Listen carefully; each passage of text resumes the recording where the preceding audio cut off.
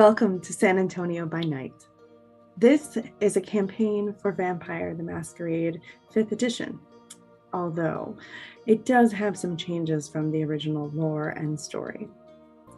Frankly, it's my city, and I designed it. And the design of this city started well before 5e came out. So there are parts of this story that may not fit in, but we really do hope that you enjoy it. I am Rouse, and I will be your storyteller for this campaign. I want to start off by saying that I have had, and the players have had, an extensive amount of conversations about what we are and are not comfortable to do. And we strongly encourage anyone playing any type of role-playing game to have safety conversations with their players. In tonight's episode, we would like you to know that we are offering trigger warnings for the following things.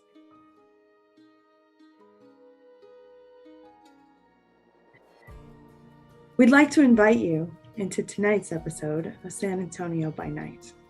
Before starting the episode, we'd like you to know that our group has had extensive conversations about consent and triggering. Please know that we have our own set of safety standards that you may or may not understand. There will be breaks or transitions in the video that may not be super smooth because we have made a decision to protect the children that are in people's homes, the content that may or may not upset our players, because ultimately it is not about entertaining you. It is about our players having fun. Though we love you and we appreciate your support, my top priority is that they feel safe at my table. Vampire the Masquerade is a dark game. You play the villains. You are, in fact, the monsters. This particular story has a lot of themes of watching someone lose their humanity and slowly become the monster that we all know vampires to be. This story in particular starts with human people experiencing the beast within them and the powers that they now possess for the first time. Vampire is a story of politics, prestige, intrigue, and challenge. Challenge to one's own self and to society. But most of all, it's really about watching the person who's experiencing these changes walk through some of the darkest parts of their soul. And so it is for that reason that I will hold my players' safety above all other things. Welcome to the city. Good evening, good morning, whatever time zone in which you are joining us. I am Rosie, also known as RPG Mom. I'd like to welcome you to San Antonio by Night. This is our all female and femme presenting Vampire the Masquerade game. We are playing Vampire 5e. There are some things that are true and not true about the overall lore as it's presented in the core rulebook of Vampire 5e that are in our city. So if you're starting to get confused about a lore situation as you're watching and you've read the core rule book to and from the front to the back, don't come at me with the whatabouts. I know about them, I think, but so we are going to be playing kind of a different game when it comes to vampire, specifically in this campaign, or at least the beginning of this campaign, Chronicle. That typically when you start playing Vampire the Masquerade, it is a game that is you have been a vampire for a serious amount of time. The ladies in the game, as it starts out now, are all waking up dead. And so we will be starting through that embrace process and learning what it is that they are, what it means for them that they are vampires, and as they start to enter into this city under this unique set of circumstances. So we typically have 5 players plus myself. Due to schedules and international facts, we are a triad this evening. So and we will pick up the other deaths shortly after, and then hopefully we'll have all the ladies. So with that, all the ladies. With that, would you all like to just introduce your real life person here, who you are as a human person, and I mean in real life? Hi, I'm Mootley, otherwise known as Del, but you can find me on Mootley on D&D/TTRPG/beggar talk, running around like an idiot, yelling at people for inclusivity and dressing up and flirting with chicks. Yeah, that's about what I do.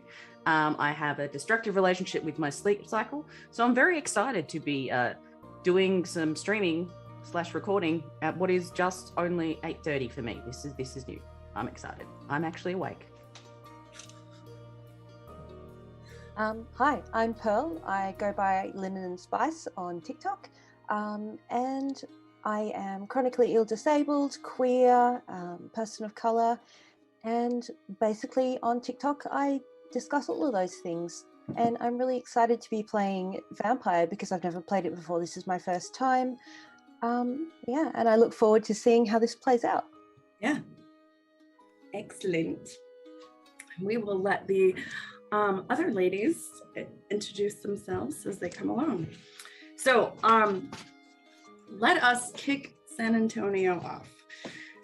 So as the sun sets on September 1st, 2021, so does your life, dear ones. Your last day as a human, whether you realize it or not, was a random ass Wednesday.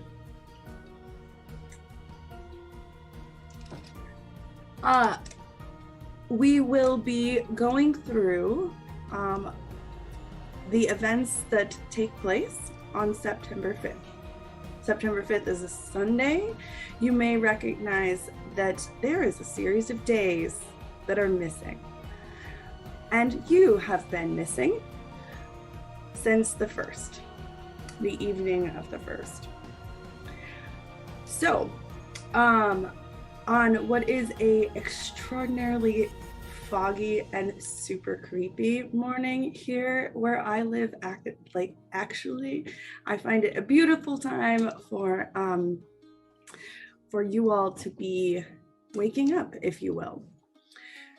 But in realizing that your worlds are colliding, I am going to share with you a little bit of a news update that is happening in the vampire world. Evening, San Antonio. I'm Carson Dean, and here is your latest Kindred update. This one's going out to all of you who missed our latest court session in Elysium. Steve is coming for you. Be ready. In weather today, we'll be expecting a light rain from the east and hordes of shovelhead coming from the south, running from the Inquisition. They seem to believe they can just fly through, but Javier says they will be dropping like flies. The Harpies would also like to remind you that masks are still very much in fashion.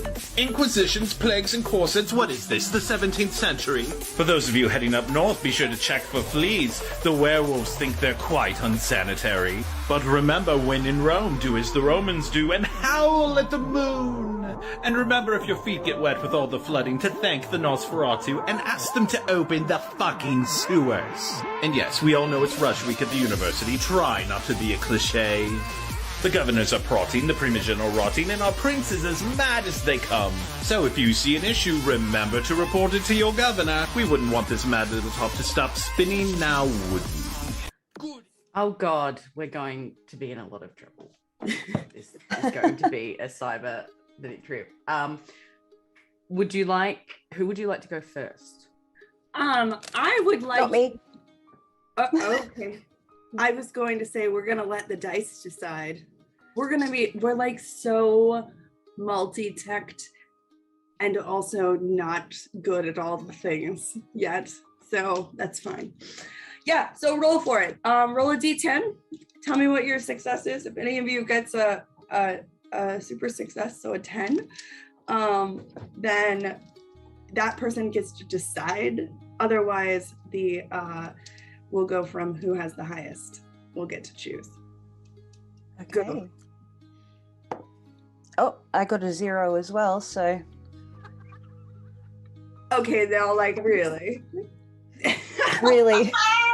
Excellent. I like how like my very first thing is already fucking derailed. Yep. You're welcome. You get nothing. Well then, I am roll happy it to go again. first if Pearl doesn't want to. If Pearl Sure. would like to sit back and watch first for more of a stress, and I'm happy to be the sacrificial lamb if that makes her feel more comfortable. I would appreciate that. All right, let's do it. If you're okay with it. Yeah. Sure, no problem.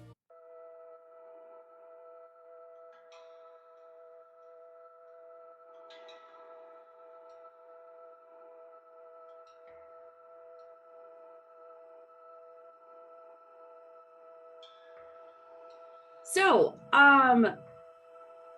Amelia, you start to wake up.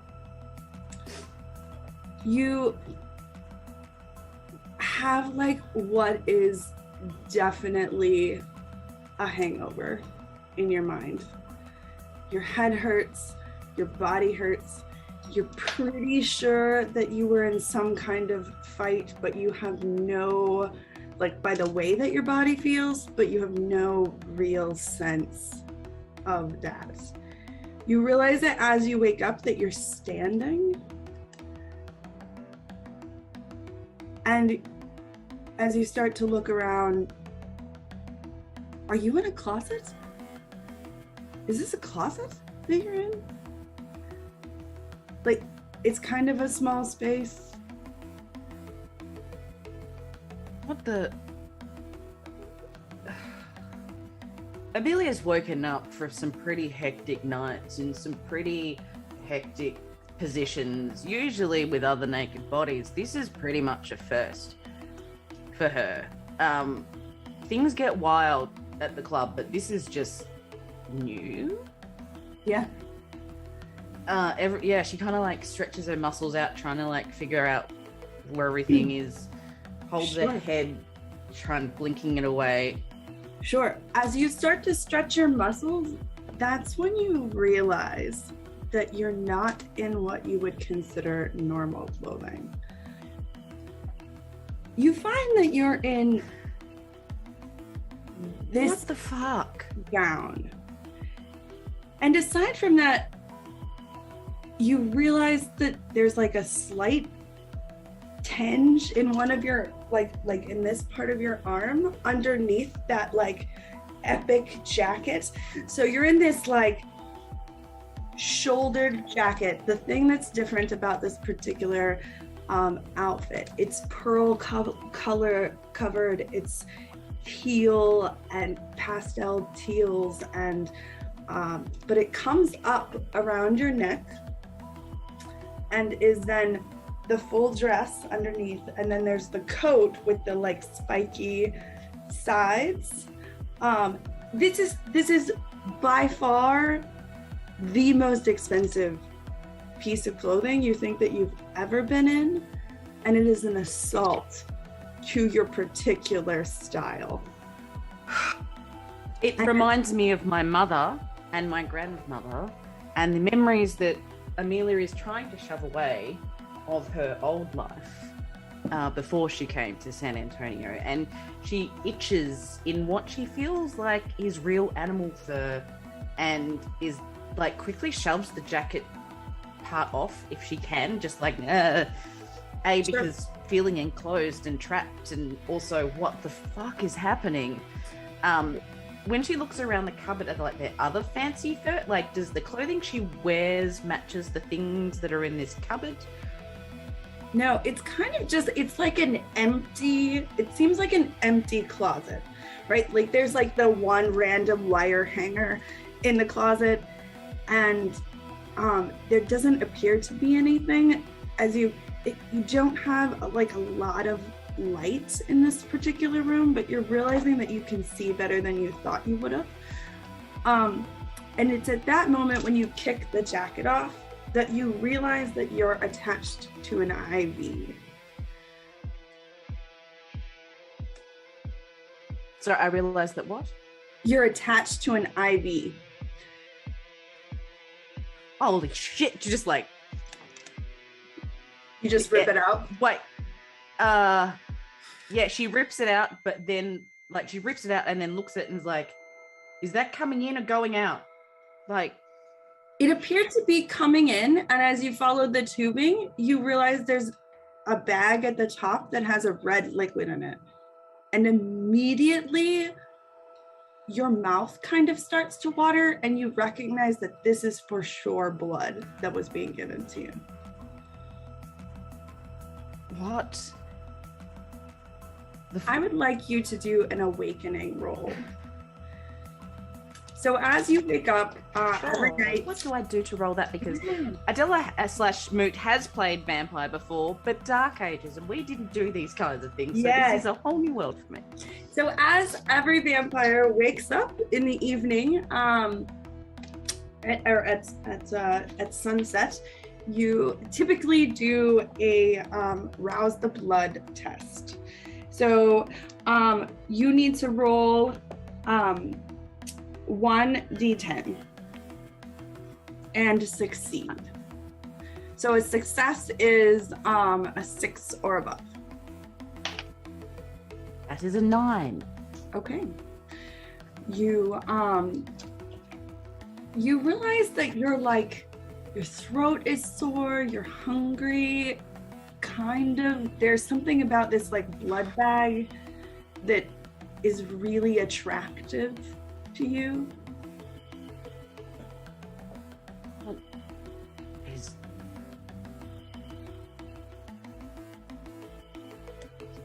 She has the instinct. Amelia has the instinct to grab the bag and shove it in a pocket. Perfect. But then she realizes that she's wearing this fucking dress. And there's no pockets in this fucking dress. Correct. She is not used to not having pockets. All of her outfits have so many pockets, and there's not a pocket in this fucking dress. There is a pocket inside the jacket, if you would like to. On the resentful? Like in the inside flap of the jacket has a pocket. Feeling like, Amelia feels like, you know what? Wearing this fucking dress, I'm not going to be like not obvious, and she really does not want to put that jacket back on. So she does grab the she goes out to reaches for the blood bag, and tries to shove it in like a bra hole or a like inside a pocket hole. As in you like try to do that, rebellion. You realize that like this is not actually a normal material. Like it's not budging. There's something about this dress that feels like armor. She takes a moment and literally like kind of like punches it for a second. Just like, it's like, this is like punching somebody wearing a Kevlar vest, but it's a formal dress. There is something really awesomely punk about that Amelia does appreciate. But also, this is against her will. So she's really not happy. She puts the fucking jacket on. Takes the blood bag. Confused, looking at it. Kind of like staring at it as she puts it away. Kind of like slowly like puts it and go, just can't keep her eye off of it, then shoves it in and is like, well, this isn't built for stealth. So she like decides, yeah, fuck it. And she's gonna kick open the cupboard door. Excellent. As you kick open the door, you appear to be in a hallway. The cupboard leads into a hallway, and you can hear like what would be club sounds, but they are not clubs that you are familiar with, right? Like clinking of wine glasses. There is kind of this soft aromatic music happening in the background. There seems to be chatter in one end. So the hallway seems to go to the restrooms on one end and kind of into a main like club area that you recognize there are sounds coming from. I am in hell. It has beautiful like red velvet walls that are like scrolled. This is the bougiest club you have seen in quite some time, and you appear to be overdressed even for this club.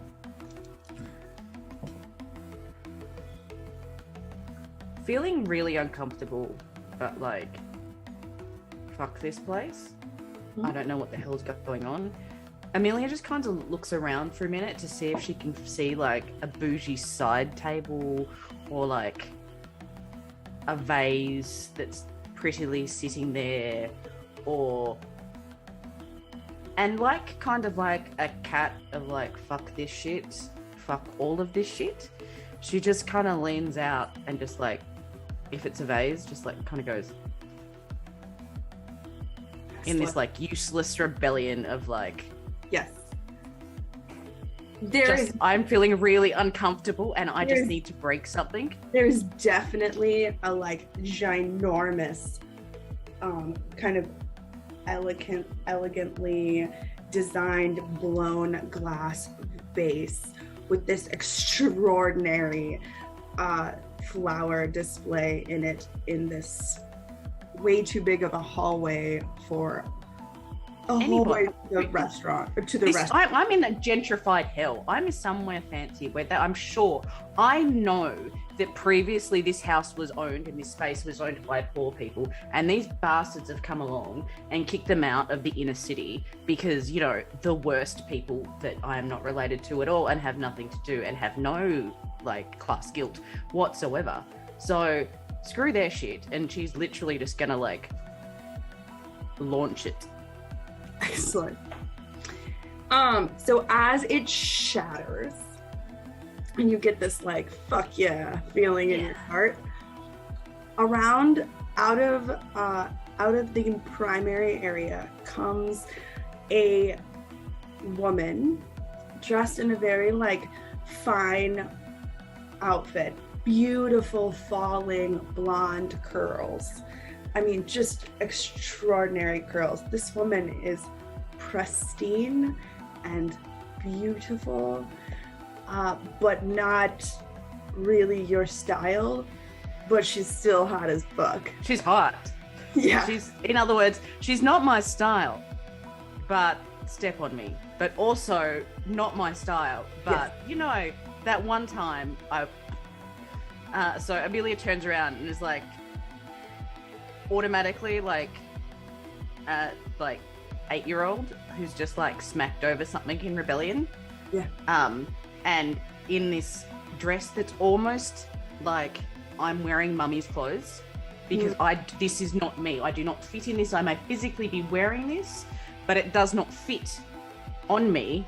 And her hands kind of feel like empty with like a baseball bat or something, and she's like looking around, and if she can find a side table, will literally like reach out and kind of like smash it like, and just like to have like a leg of a table or something.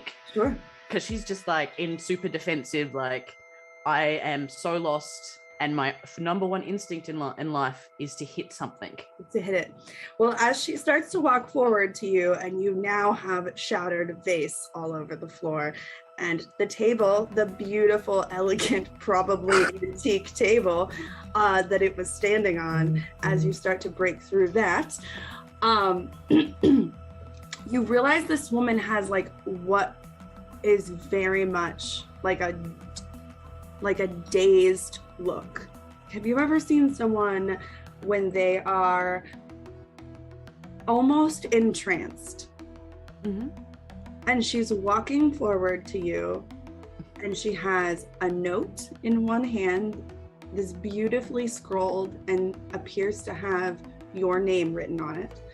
And she also has a crystal glass that looks like a glass of wine that has a red liquid in it.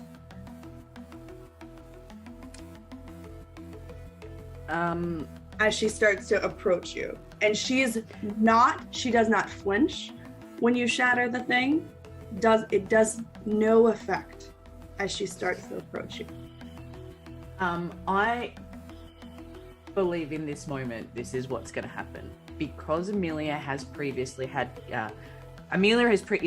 a ghoul, and even though she doesn't know that she has these powers, she's previously flexed these powers. Mm-hmm. So in a super protective moment of reaction, she kind of crunches in within herself, and this like almost like this dark shadow curls over her face and roars up behind her as she's just yelled like with the armchair saying and screams, "Who the fuck?" as dread just wafts over her face and kind of like emanates outwards. Excellent. Towards this complete stranger. Yeah. Are you using one of your abilities? Yes, I'm using Daunt. Ooh. Which is the presence level 1 ability to terrify somebody. Right. I've forgotten exactly how it works. That's the bane by. Look. Really quick. But it's more of a instinctual reaction of protection rather than a... it's like a muscle she's known how to flex before but didn't realize she could, and now in a moment of like, this is just way too much. This is like her nightmare. This is her Stanley Kubrick moment. Sure. There are like pretty people everywhere, like who aren't even in contact with the world, and she's literally wondering, did she take some LSD at this point? Like, what is happening? Yeah.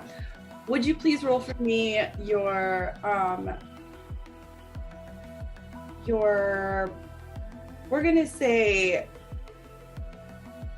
resolve, your intimidation, and then add your presence dice. You've got your successes. And is this considered the social role? It is.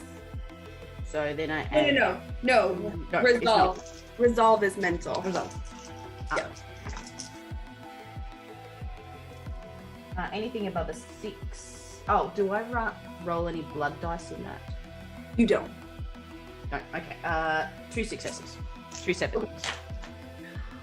Although it is probably the biggest display you have ever given of like intimidation, and it seemed to go fairly well. This woman is still like approaching you like she's possessed. As she walks up, she says to you very quietly, "I've been told you might want this," and holds out the crystal glass. Immediately, you know that it's blood.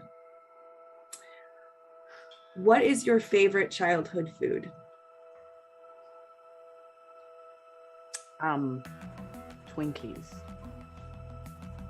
So you know, like the sound when you like open a Twinkie. Sorry, that's Amelia's, but yeah. Yeah, no, Amelia's I'm with you.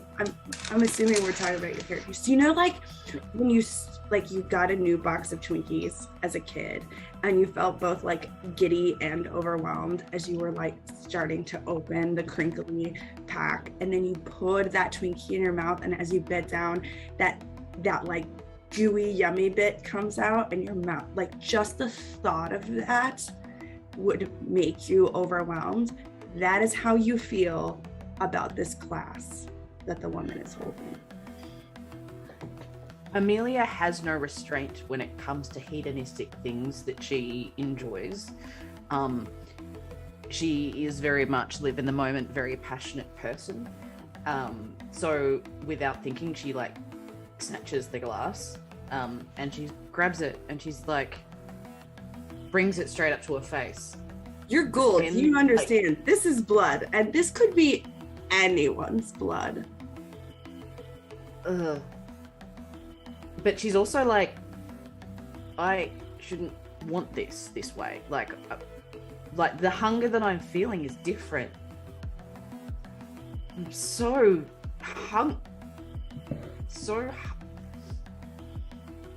Can I mechanically roll some kind of willpower? Yes, you absolutely may. Let the dice decide. Let the dice decide. I would say what's like a general. So are you trying to withhold? Is that what you're saying? I think she is, because she doesn't know. Like, she's battling between the hedonistic nature of, I want it because I'm so hungry. I've never been this hungry before in my entire life. Mm-hmm. But also she's not dumb. And she's also like, you don't want to get roofied. You don't take drinks from strangers in a bar. You're definitely in some kind of process that feels like roofie to me. Yeah. Yeah. Okay, I would roll composure and willpower. Composure and willpower. And it should be fairly straightforward. So like that should give you a handful of dice, and you just need 2 6. No? 2, 3, 5, 5, and 1 6. You drink it. Amelia just suddenly, like, she has this like moment where she's bringing it up to her face, and she's like, what are you doing? And she drops the table leg and just goes for it. She's just like, blood actually starts running down her face a little bit, and like little droplets of it land on the dress. But as soon as she takes it away, she's like,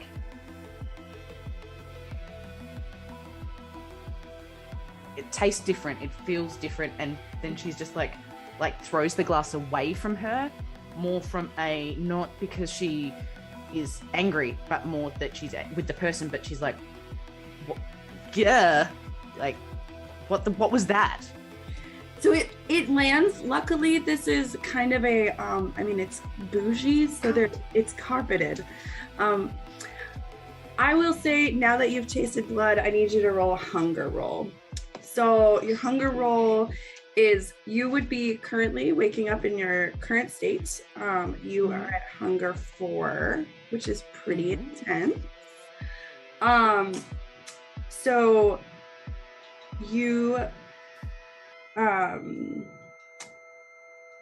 need to roll. Sorry, give me a moment.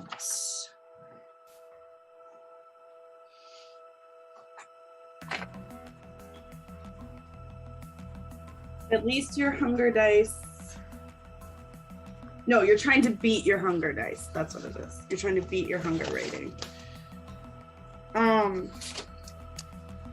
So does that mean I need 4 successes to beat my hunger rating? Yeah. And what am I using to roll? So you're gonna roll your willpower. And would you care that this woman is human? Yeah, she's still, she's yeah. Okay.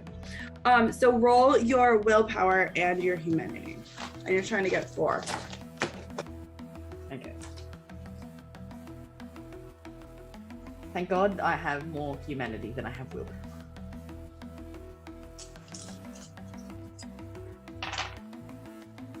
Remember, if you roll a 10, it counts as 2 successes. Yeah, but if I roll too many 10s, that's bad too, isn't it? Correct, yeah. So I haven't rolled all my dice, and I have 2 10s, Okay. 2 8s, and a 1.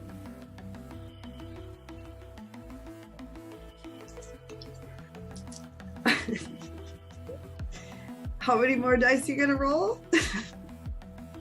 I did get another 8, but I also got another 10, so that's 3 10s. Okay, yeah. That's like, it's called like a messy critical on a hunger roll, which means that in general, you would, under normal circumstances, you have complete like willpower to handle this. You recognize that this woman is a human, but you're also so hungry that like your willpower is strong enough, but your hunger overpowers it. And you are gonna rip this woman apart. Like the messy critical is you do so well Bad. that It's you bad. fuck her up.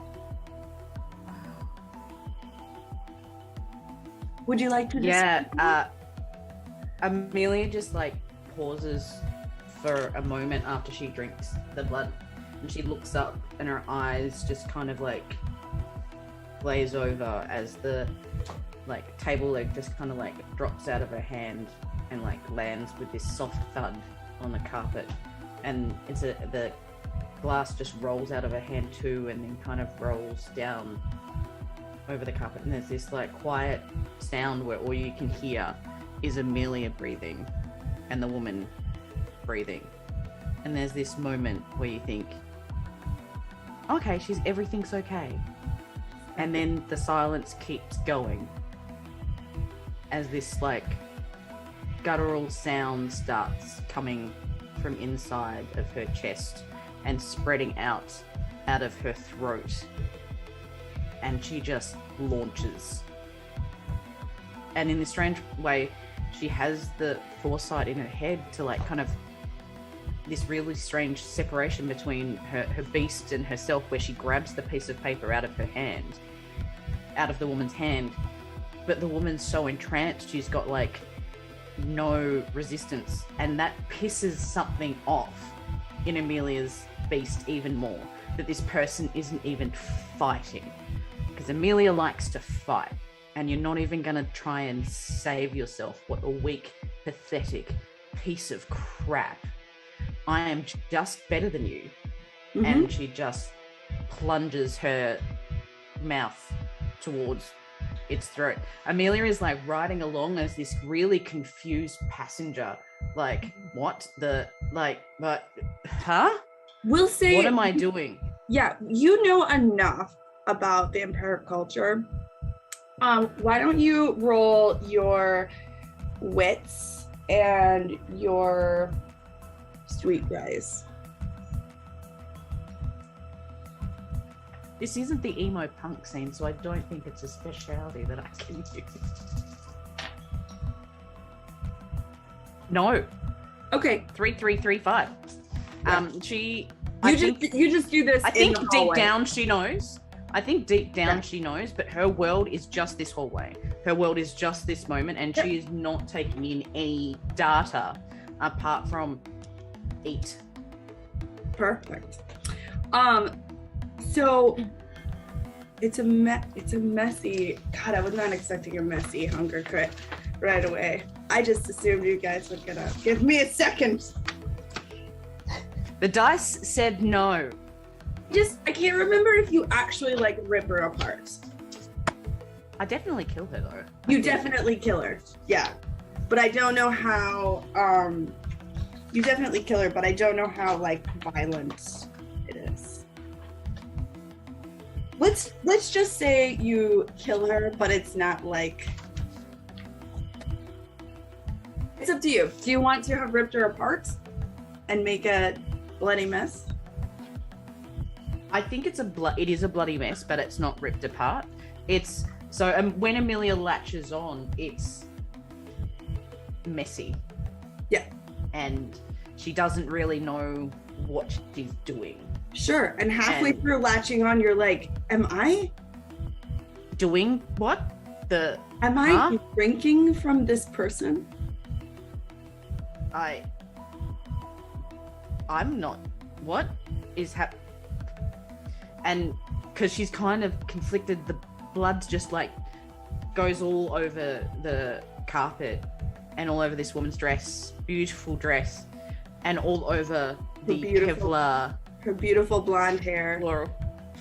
And it's just, and as Amelia detaches and she kind of comes back to herself, she's covered in blood. This, like, all the beautiful furs and everything all over her is just, she's just looking at this person of like, who's definitely dead in your arms.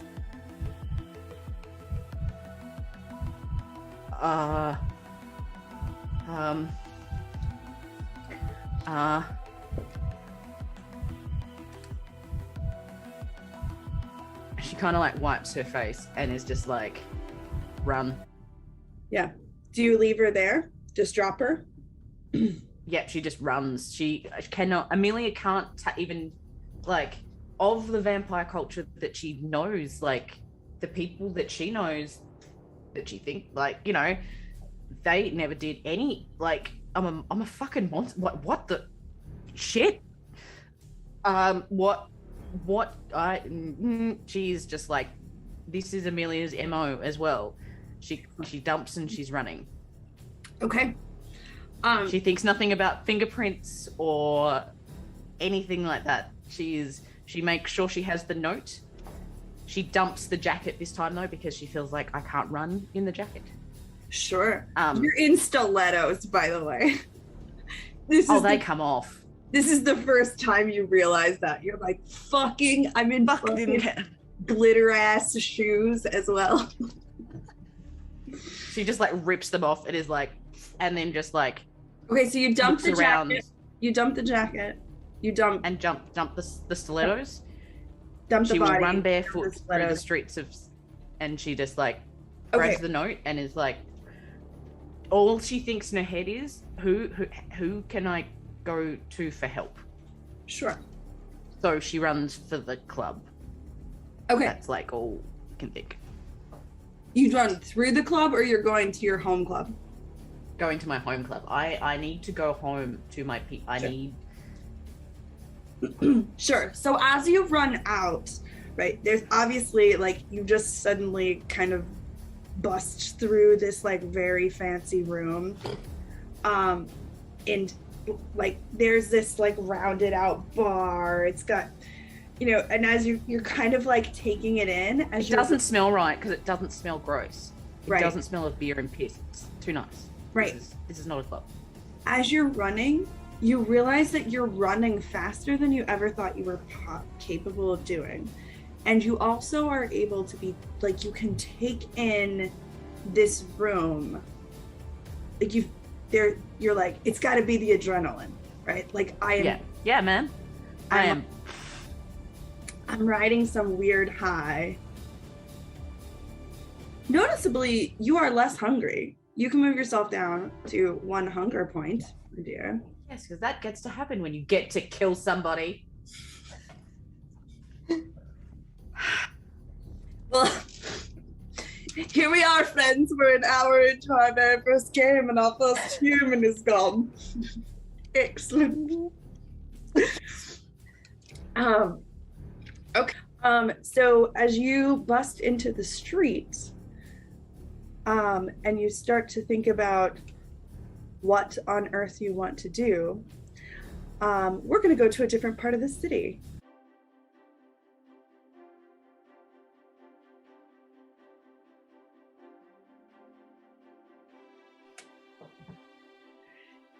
So Pearl, I'm sorry, Claudia, what were you up to on the 2 nights before your 30th birthday on a regular Wednesday? On a regular Wednesday, Claudia would have come home from a day in the lab and probably changed straight into her pajamas, heated up a frozen meal, and sat down with a good book and a frozen meal and spent some time with her cat. I love her. Gone to bed early. Excellent. I love it. This is my Protect favorite. Claudia forever. Claudia has like the most wholesome of evenings.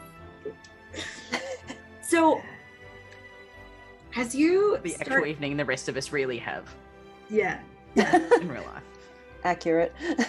okay. So, I'm sorry, Claudia. As you start to wake up, the last thing you remember was your cat, and it was like snuggled up next to you and it felt warm, and maybe it was like right by your wrist, you think, because you can like still feel like the kitty purrs happening like in your mind, but you're like, God, I have a headache. And like as you kind of start to wake up, you recognize, like as you open your eyes a little bit and kind of blink, you're in what feels like kind of like your lab, right? Like it has a lab feeling. And you're like, but you have never seen this room in your labs before. And you're kind of like half awake, starting to try and figure out what like, am I at work? I thought I was at home. And as you start to wake up, I would like you to make a hunger roll. So the Rouse test. So just run 1d10. Yep. Do I add anything to that? Or... Nope. This one's just a straight upon waking roll. That's a 10 straight up. You're doing just fine with your 4 hunger. That's incredible. Yeah, I mean the point is, any of you fail on this one, you'll go into 5, which is you'll just frenzy. So as you nom. All the humans. So as you kind of start to, you realize you are in a medical setting. You seem to be in a chair, like what almost feels like an ancient torture chair if it had been converted to medical. You look down and realize that your wrists are attached to this chair. You seem to be kind of like strapped in, and your ankles are free. Claudia immediately starts freaking out and pulling against the arm restraints. So they seem to be not tight. Like you have an ability to like pull against them that you're like, seriously? Who put me in these weird restraints that had no ability? Right? Okay. Like it just kind of come up, right? Like a medical restraint, right? So they at least have a strap that's attached. But it doesn't seem like you wouldn't be able to undo it easily. And it's at that point that you realize attached to your leg is, that there's a major artery that goes in and out of your leg. And you seem to have an IV attached to your leg that is also attached to this chair. The IV is like hung up on your chair, and has red liquid in it that you definitely know is blood for some reason. Okay. I don't move. I don't stand up. I just follow the line back from my leg to the bag. Can I see any writing on this bag? Is it Sure. labeled? Sure. It's labeled with like a blood type, and it has a series of numbers on it. And then the traditional like scanning stuff, there seems to be less information on what would normally be a medical bag. And it has like it feels official, but not medical official. Okay. It's useful Still having without- someone with medical knowledge in the party. Still without moving, Mhm. I look around the room and see what kind of medical space this is. You know, are there any equipment that I can see? Sure. What's Sure. around me? So as you look around, roll intelligence and what do you want to do? Academics? What's your medicine? Yeah, I can actually roll. Yeah, medicine as well. Let's do intelligence and medicine. So let me just check if I got this right. So Sure. I add together the number of dots for intelligence and medicine, and then that's the number of dice I roll. Yes. Okay. Yeah. And you're just looking for 2 successes. I'm rolling 7 dice, just so you know. 1, Perfect. 2, 3, 4, 5, 6, See, but remember, 7. more is great, but also can lead to problems. Uh-oh. All right, we'll see what Not happens. Not on these as much. Fail, The fail, messy fail. criticals really come in. Medical critical in recognizing medical information. Yeah. Two regular successes Okay, perfect. out of 7. There you go. So it's straightforward, right? You realize like seems to be some kind of like private infusion lab, but there are aspects of this lab that do not seem right. Like it's a private infusion like room. Have you ever had like blood infusions? So there's like an individualized room typically with a chair that you sit in, but that's the thing, right? Like the chair's not like a normal infusion chair. There's things about this that are off, but it definitely feels like an infusion room. Okay. The curtain is drawn. There seems to be typically infusion rooms come in like pods, right? So there's like a series of them together that you can put an individual patient in. So what you would know would be there would be like what typically if you moved the curtain and slid the door open, there would be some kind of nurse's station or something right on the other side of the door. But you don't see what would be like a call light. Okay. I would, without unhooking anything yet, I would just gently call out, "Hello? Hello?" You hear shifting at what would be like a nurse's station. And it's at this moment, my dear, that you realize that you are wearing strange clothing.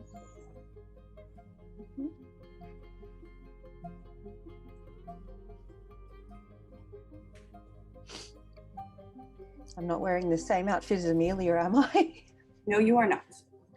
Okay. I love though that Claudia is taking Oh. this reasonably sensibly and working this out, while Amelia was just like, She also woke up in a medical setting and you woke up in a closet. It was a little different. Different. So as you can see, like with this picture I just sent you, so it very much, you're realizing like I'm definitely wearing like a fancy looking, almost like has like witchy vibes about it, but it also has like this like Celtic kind of feel to it as well. There's like it's kind of got the scrolling that comes up, but it definitely comes up and is like pretty like it's loose. You can like turn your head, but it comes up around your neck and then across. Like this part is real solid, but the arms and the sleeves are not. And you're like, someone put this IV in my leg as to not fuck with my dress. Oh, okay. If there's no response to my calling out, I'll stand up and unhook the IV bag so I can carry it with me, Sure. and I'll peek around the curtain to see what I can see. Sure. When you swing the curtain open, there's like a door that has like a big glass panel in it. So behind the curtain, you realize that most of the lights are off in this infusion center. And you see a nurse like coming down the hallway towards you. She appears to have a chart in her hand, and also what is that? Does she have a chart and a glass of wine? All right. So are you going to go out, or do you want her to wait for her to come in? Yeah, I'm just going to stand in the doorway and, oh, hi, excuse me. I just woke up here. I don't know what's happened. What? This is for you. I was told you'd like this. This nurse is what she says to you. She's clearly like in some kind of strange trance. She's got like the chart tucked under her arm. She's in like the plainest scrubs you've ever seen. Like she's like just this bitch works with people all day, right? Like she's got the gear in her pocket, and like you can definitely see there's like tourniquets and stuff like stuck back in. She's got the high pony that's like kind of frazzled, like you would have had at the end of like a very long nursing shift. And she simply like holds out, what is this elegant crystal glass that's like a wine shaped, but there's definitely blood in it. Okay. So what was Claudia's, I'm sorry, I have, as I shared with you, I have a friend, a Spanish friend who we use the Hispanic phrase. What was Claudia's favorite childhood like smell? Probably barbecue pork buns in the steamer would probably be that smell. Yes. So like good old Texas humans, right? When we're like driving down the road and there's brisket being smoked, and you almost wreck your car trying to figure out who's smoking the damn brisket, right? This is a very Texan experience. I understand you in real life, you live in Australia, but this is real, right? Like you're just like, somebody's fucking smoking some meat, and I need the meats. We have that with just normal barbecues. You can smell people smoking their barbecue. Yeah. Okay, good. Yep. But this is like a pit smell, right? Like, so it is like 20 people's worth of barbecue, like, and your mouth starts to water and you're like, I am about to eat so well. This is so good. I cannot wait. Take my money. Is how you feel about this particular glass. But you know there's blood in it. For some reason, you're like, there's definitely, how do I know that that's blood? I'll take the glass from her and say, thank you. What is this? I was told it would help. Okay, sure. And she will taste and probably just drink it. Well, yeah, if you taste it, then, dear one, I need you to roll a hunger. Oh yeah, this is happening. Okay, walk me through that one just quickly. Sure. So you are rolling your so really, I mean, it's kind of your willpower. I'm trying to think of like, it's probably your willpower and your humanity. No, I don't know that this is the humanity one, but We'll say it is. Okay, so willpower plus humanity. And you're trying to get 4. 1, 2, 3, 4. 11, 12. 2, 3, 4, 5, 6, 7, 8, 9, 10. Nell's over here like, oh fuck, oh fuck, oh fuck. What could possibly go wrong? Really go wrong. With 12 dice. Okay. All right. So that's 2 10s. 1, 2, There's your 4. 5, 6, 7, 8. 2 10s and then another 8 successes on top of that. Good. Girl is good. Claudia is wholesome and just does not frenzy. Like really like, ah! So you just like, as soon as this hits your lips, you just like chug it. And then you realize like this woman also has blood in her body that would help. She said it would help.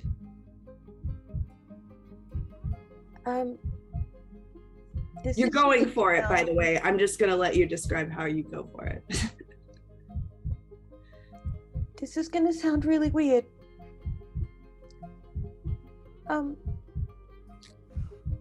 I think she just doesn't know what to do at all. She just...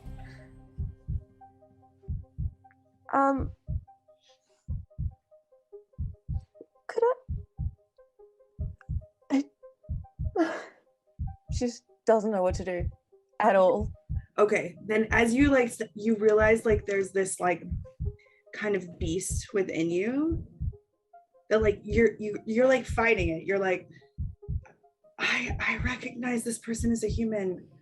Like I also believe I'm a human, right? You're like, but there's some like you can't help yourself. So as you're just like, I'm sorry, you just keep getting closer and closer and closer into her, and you just not snap her neck, but you like whip her head over, and next thing you realize, you are drinking from her neck, like deeply. How many did you have?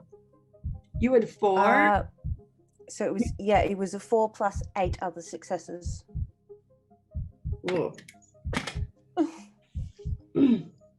If I have any idea of what But I'm you doing, had a I'm whole trying not slew to of- get blood on the dress. Sure. You had way more 10s though, didn't you?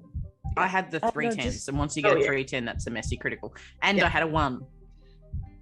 And okay, so for you me, it's just the 2 10s. correct. So you realize like you go for it and you're drinking from this woman, but there's something inside you that's like, as you realize like she's starting to go limp in your arms, and you kind of like pull off from her,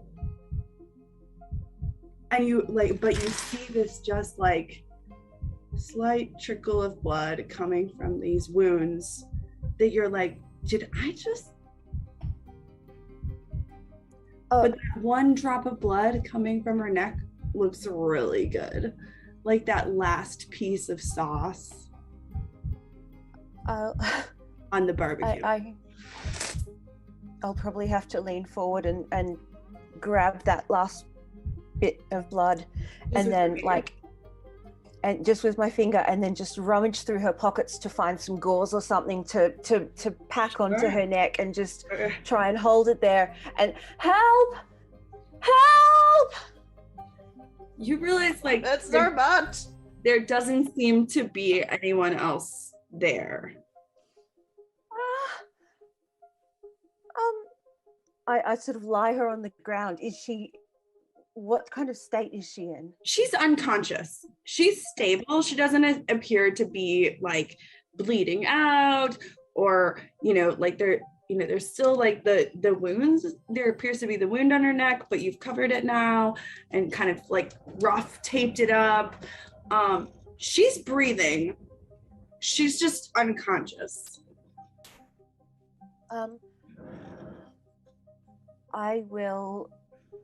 I'll attempt to pick her up like this. Sure. Take her to, if there's a nearby.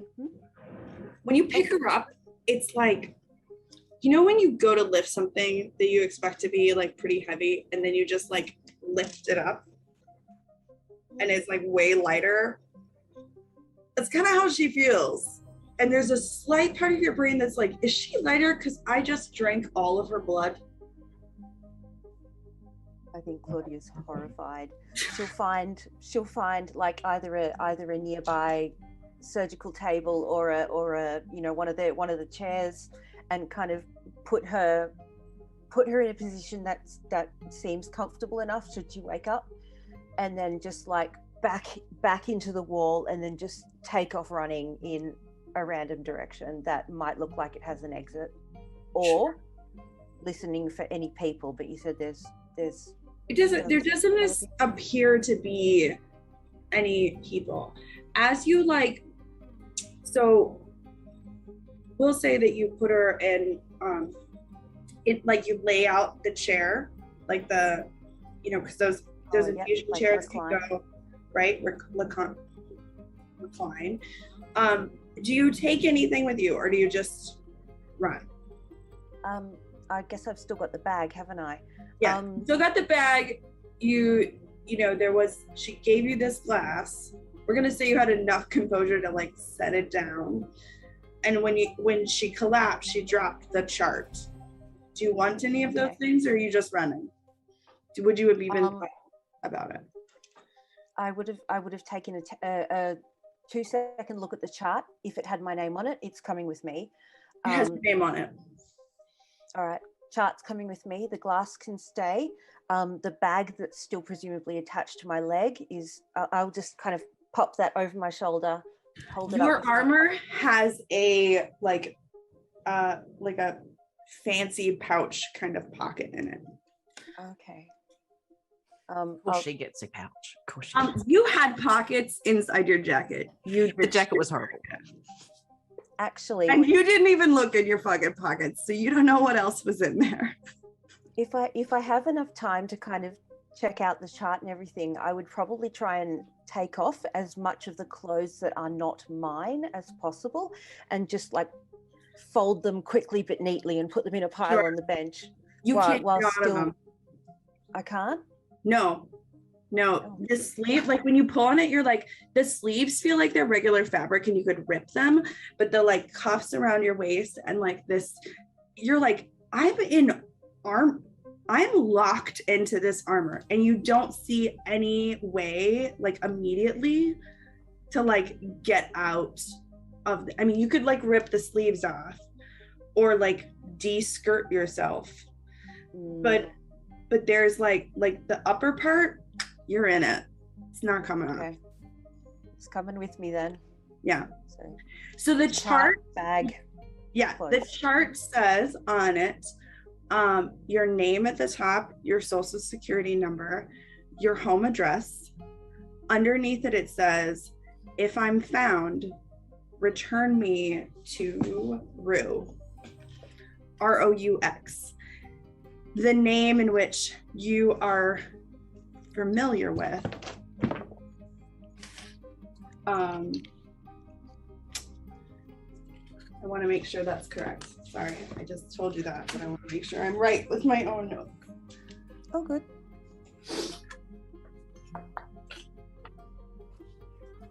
No.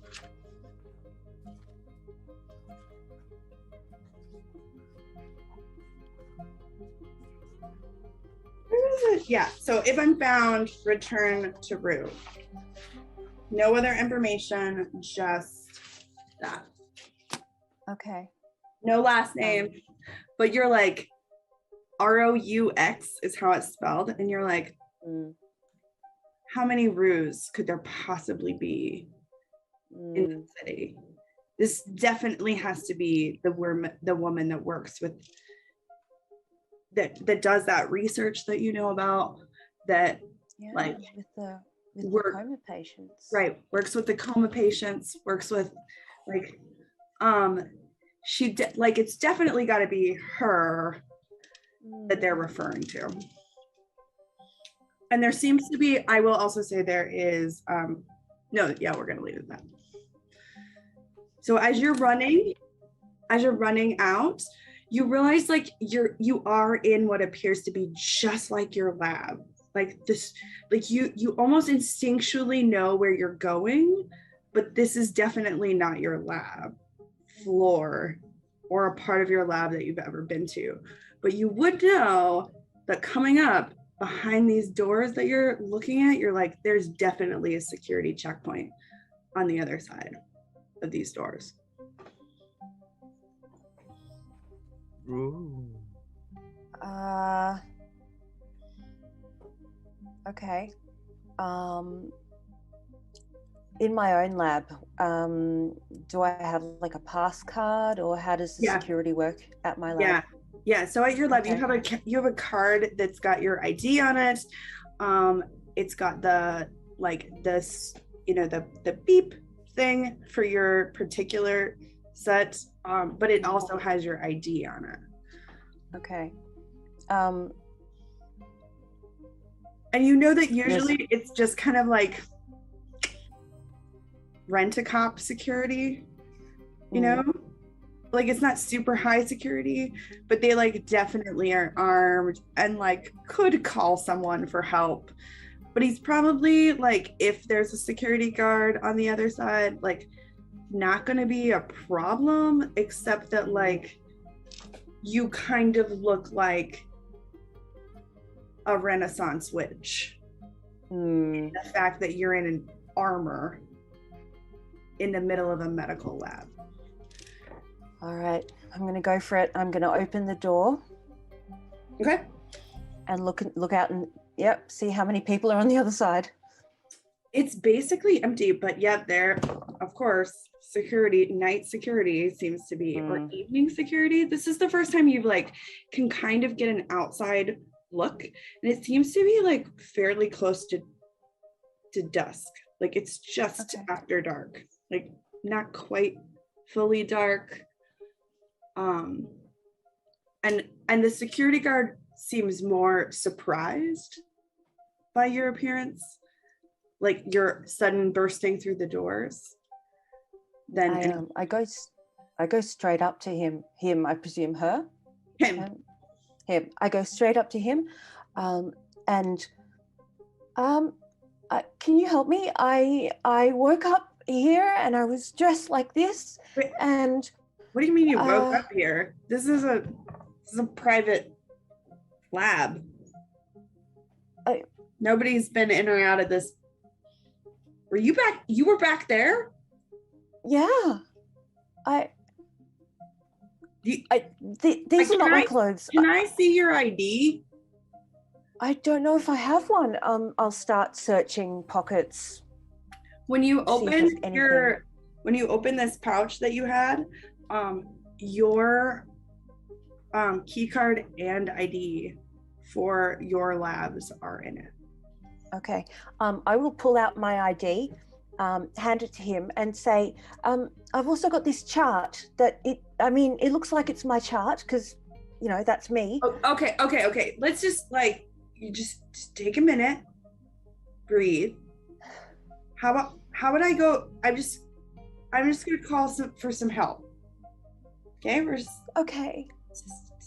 Stay. Are you okay, ma'am? Please, I don't deal with women crying very well. Please don't do that. I think I'm okay. Okay. Let's just. And he looks in and he picks up your ID and goes, "This isn't for our company." I know, like I said, I don't know why I'm here. Hold on a minute. And he starts dialing in, picks up the phone, has a conversation with somebody on the other end. He's like, I don't know, this woman just kind of walked out of the labs that nobody's been in. Who should we call? I don't know who to call. This is, you told me that I would never have to talk to other people here. No, Stan. You come talk to her. He just like hangs up. He's like, one moment, please. And like seems very like, now that you're kind of like looking at him, you realize like this is clearly like a painfully introverted human that took this job under the like assumption they would never be bothered.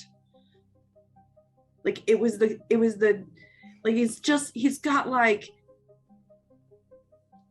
role-playing books out in front of him and is like clearly doing like lore research on elves. I'm so sorry to bother you.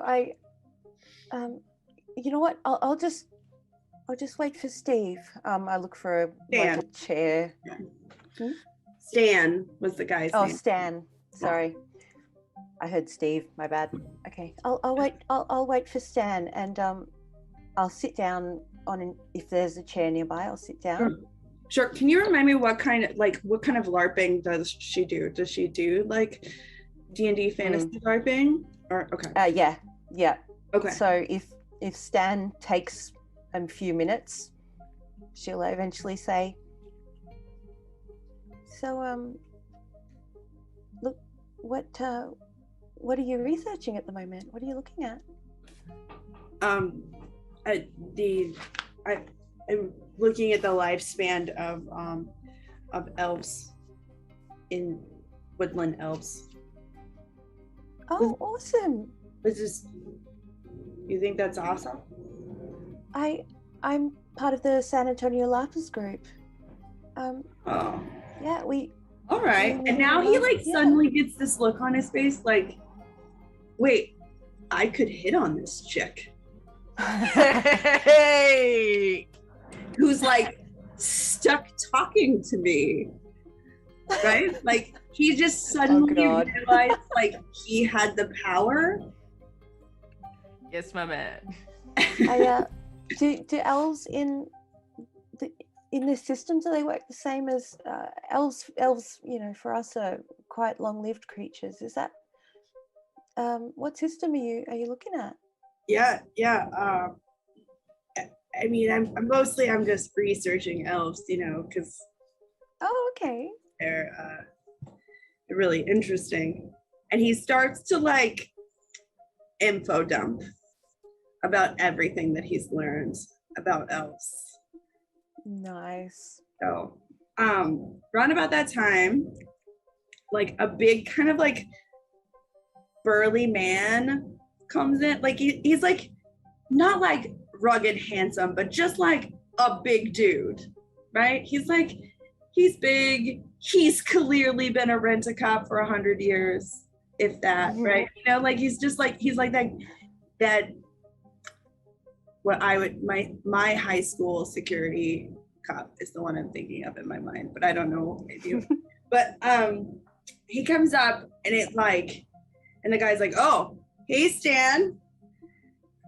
And Stan is like pale.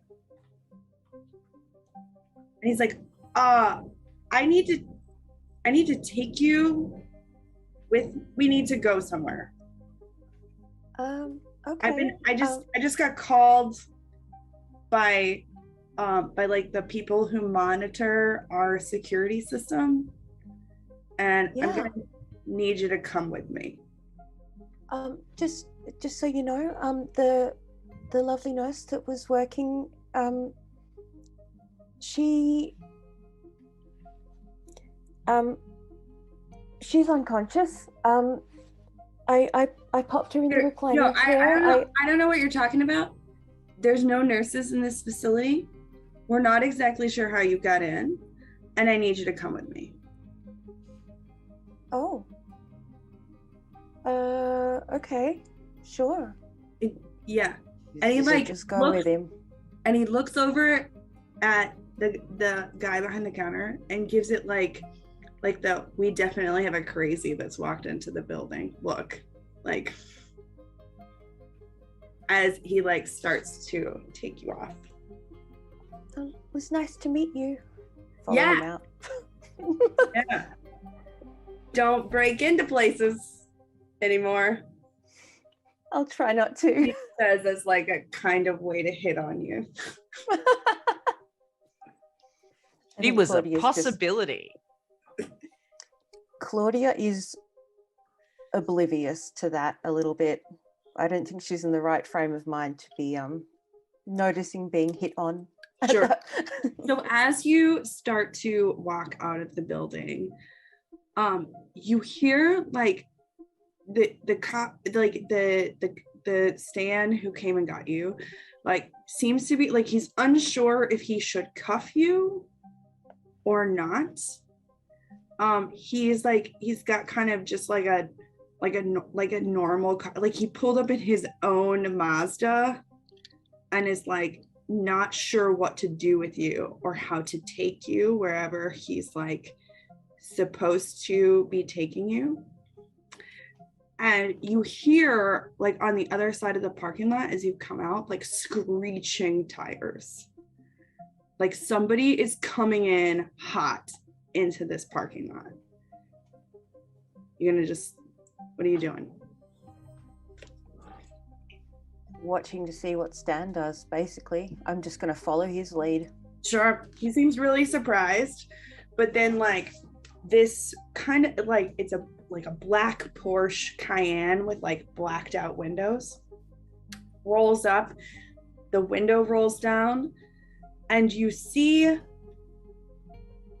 I'm sorry, I lied to you earlier. I gave you the wrong name. Damn it. Oh well, we'll go with it.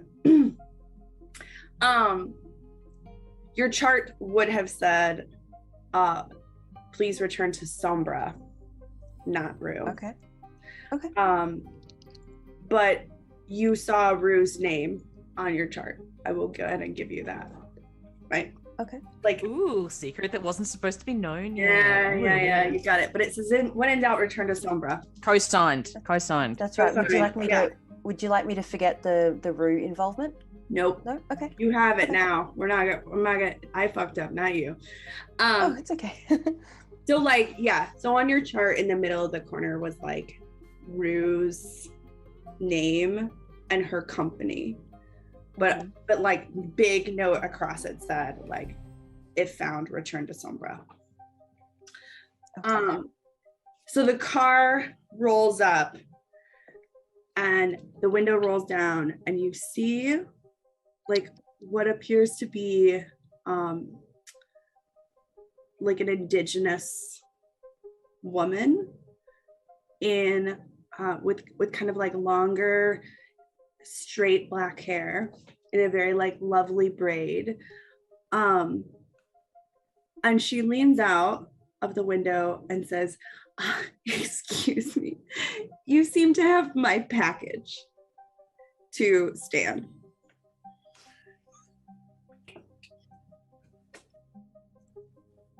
I'm just watching. Just gonna watch? Okay.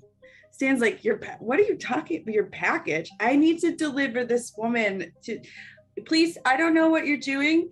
And suddenly you realize that like his eyes are turning red. Like it's almost like there's something like happening inside his body. Oh no. And she's made like she's like got this like look on her face and locked in on him. And for just a moment, she glances your direction and says, you better get in, and looks back. And you're not sure if you heard that in your head and you realize suddenly that Stan is like lifting off the ground. Oh, Stan. Oh no, Stan. Okay. I'll hurt him if you don't get in, love. Okay. I'll open the door and get in the car. As you start to walk over, he falls to the ground. And it's just like, oh,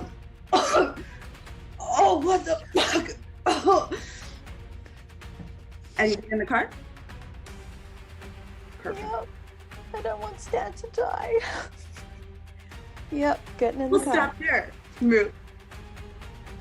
And with that, we're going to take a break.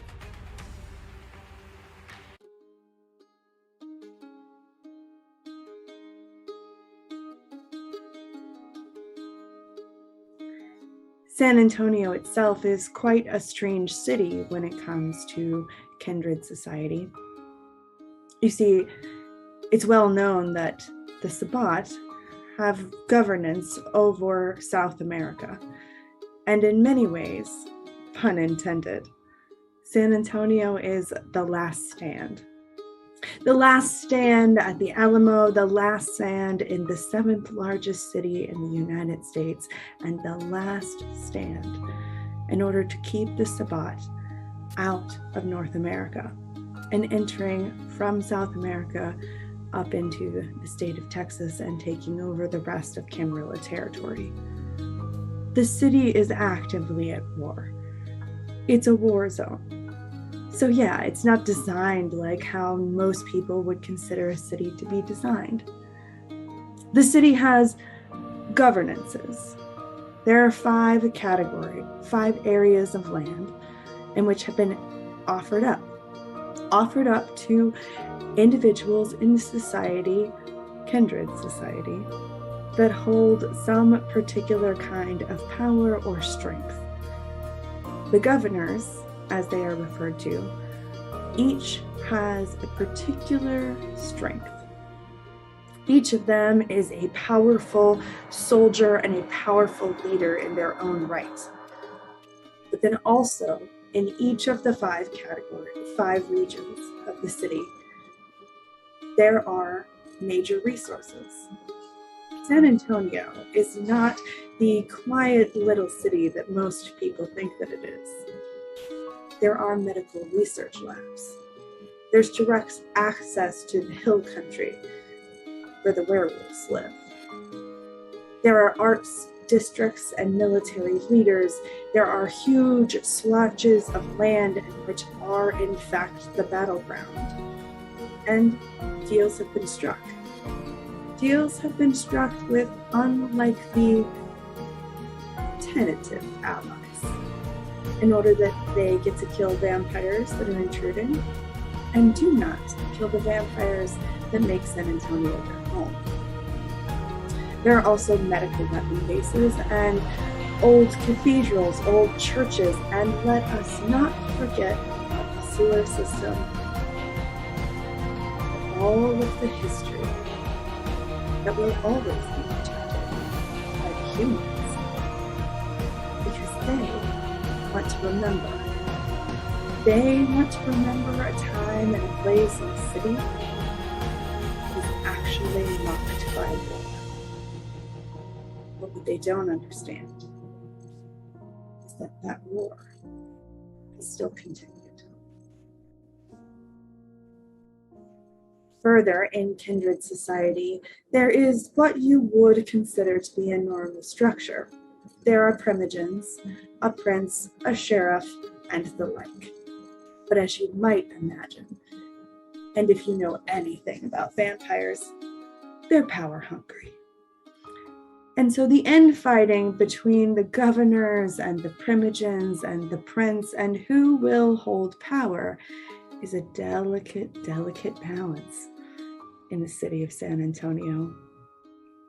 And you see, the players have walked themselves, well, someone has walked them into this city and created 5 vampires without permission.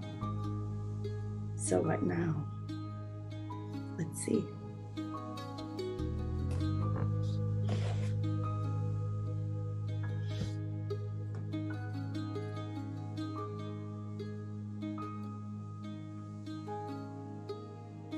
As best we can, we will be trying to use actual places and themes and streets and etc. that take place in the city of San Antonio.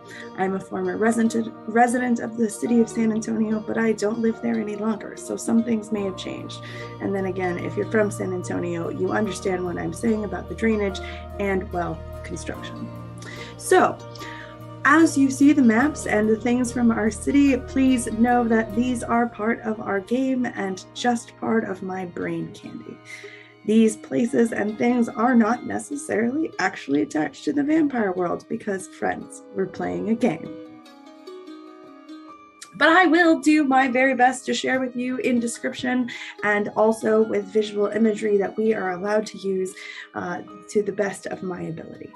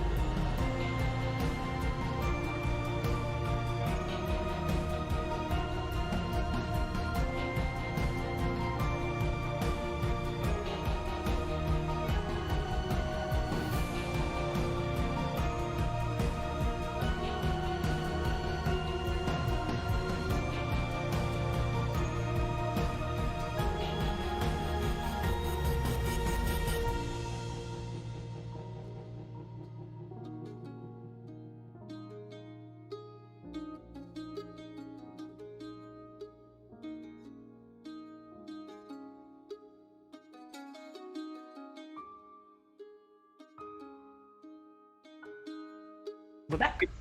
We're back. So last we left off with Amelia. She was busting out of a club.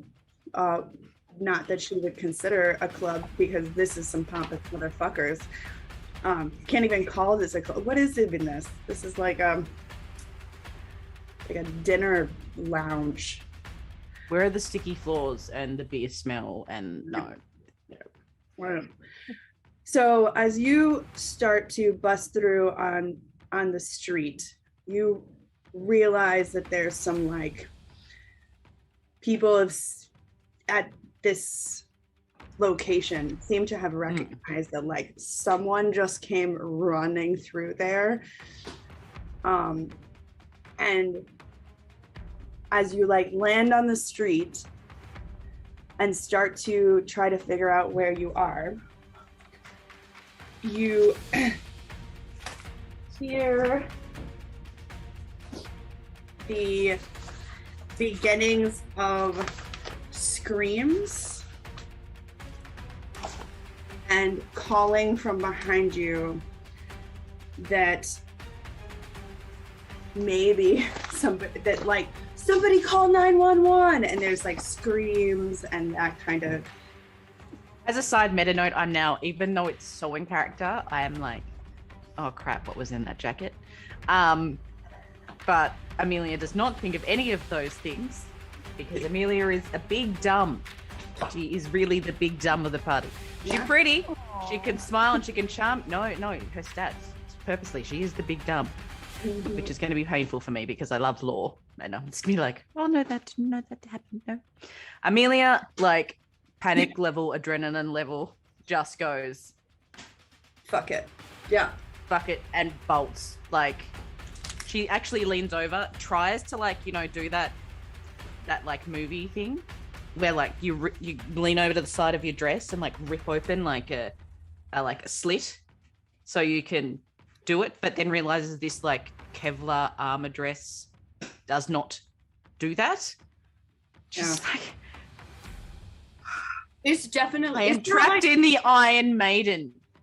It's not quite like a hobble skirt level. Like you have a little bit of room, but like you don't feel like you can like hike it up.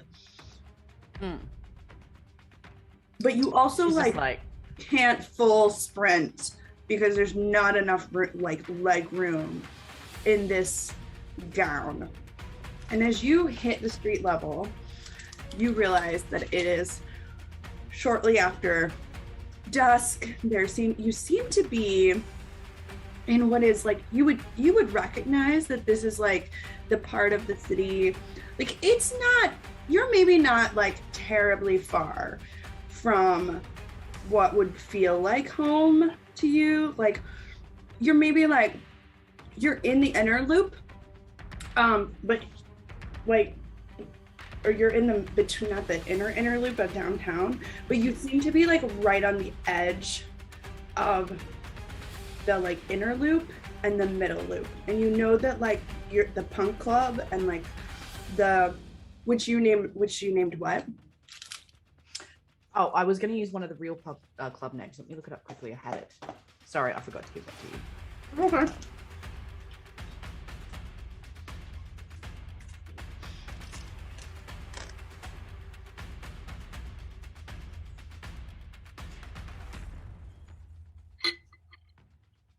The Bang Bang Bar.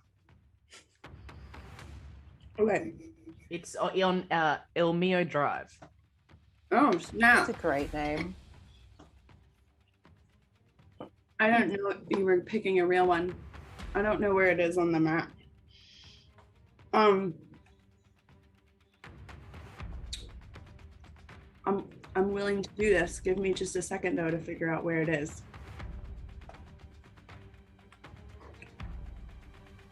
Oh, I can't minimize. It's kind of north.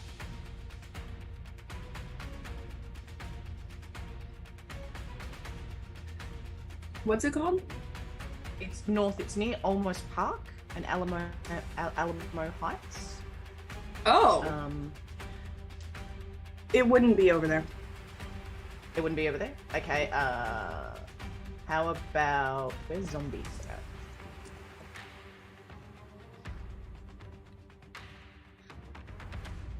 Oh, no zombies, bars. Well, okay. It's the Bang Bang Club, wherever you want it to be. Sure. Okay, we're gonna say the Bang Bang Club is. I'm just trying to see where it is on this map. I don't think it would be where you say it is, but we're gonna. Yeah. Okay. So if you were to take exactly where it is, and move it almost exactly catty corner, so down in the like southwestern of like the east side or the southeastern side of the city. So like near Denver Heights? Right, Highland Park area, yeah. Cool, yeah. Highland and Hills, that region is where you currently are. Like you're kind of starting, you're looking at the street names and you're like, okay, I kind of know where this is. I would say that the bar is actually like further, like it's in that kind of cross section of the east, the southeastern side, but it's on like the other side of 13. If you've got a map in front of you, like the outer. Yeah. So you're like fairly like you're in the area that is like pretty foam, but it is like that you're definitely not running there. Yeah. She is panicking, but she also just killed somebody.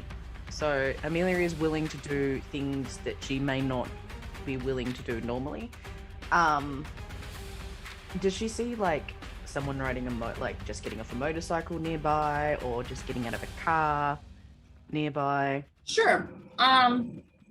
Even or odd? Odd. No.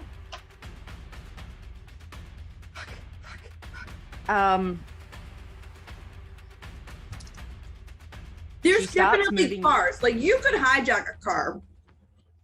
There's like cars in the neighborhood. You could like probably stop a car and take one, but there doesn't seem to be anyone like currently entering or exiting a car or anybody on a bike. Okay, she is going to run up to a light intersection. Sure. She is ideally looking for a motorcycle because they're more agile and less, like she can dump it much easier than she could a... You wouldn't be able to ride a motorcycle in this dress. Not in the dress? Okay. Yeah. She runs up thinking, I'm gonna get a motorcycle, and then she goes, I can't. Fuck. And then she purposely looks around, and then like she's not too dumb to go for the most expensive car, but she's not gonna fuck with like the poor person driving through the area. So she kind of goes for like maybe a middle class, maybe slightly above middle class car. Sure. And then like just like runs up and is like just bets on luck that the person hasn't locked the car because they're in a fairly rich area, and like just tries to pull the door open. Sure. Let's roll for funsies to see if it's unlocked. Sure. Roll a d10, and if it succeeds, it's open. 6. It's open. She opens. Really a hot wire car. She looks at the person in the car and is like, she like takes a breath for a moment, and she's like, be charming, be charming, be charming. And she goes, so you like stopped him at a light? Yeah, he's at a light. They're at a light, like waiting for the lights to change. And she just kind of like puts it in and pulls open the door and goes, please help me. I really need your car. As she like goes, I'm super charming. I'm really, really charming. And then like flexes again as like all of a sudden, like she's just so gorgeous. And I'm so beautiful and like amazing. You need to help me. What would a poor like, you've got to help someone like me. look how beautiful I am. I can't be left here on the street. Ignore the blood that's all over me. You just really need to let me drive your car and not like, wouldn't you do that for someone as gorgeous and amazing and as beautiful as me, as she like flexes again, that muscle out of stress and uses awe. Okay. Yeah. So with is presence, correct? That is correct. Okay. So roll, do you want to use manipulation or charisma? Which one are you trying to do? I'm trying to do charisma. Okay. And so it's manipulation and presence. Manipulation and presence. And I get extra dice because I'm beautiful. Yes. And is that's beautiful is 1 extra dice. Correct. And do I now, because I have, do I need to now roll a hunger die? Like I'm a bit, I don't understand the new hunger mechanic. Sure. With the hunger dice. Do I now need to roll 1 of them because I've got 1 dot in hunger? And if I fail them, I fail? No, we're gonna say like like normally there would be a bit, and I don't think you're really, I think you're like instinctually doing this. You're not like spending a full blood point, in my opinion. Yeah. So I would say go ahead and just roll your manipulation and your presence, and you're going, it's straightforward. Like you're just trying to like convince this poor slot to give you the car. So like just do I add persuasion as well, or just yeah, you can if you want. I'm comfortable with that.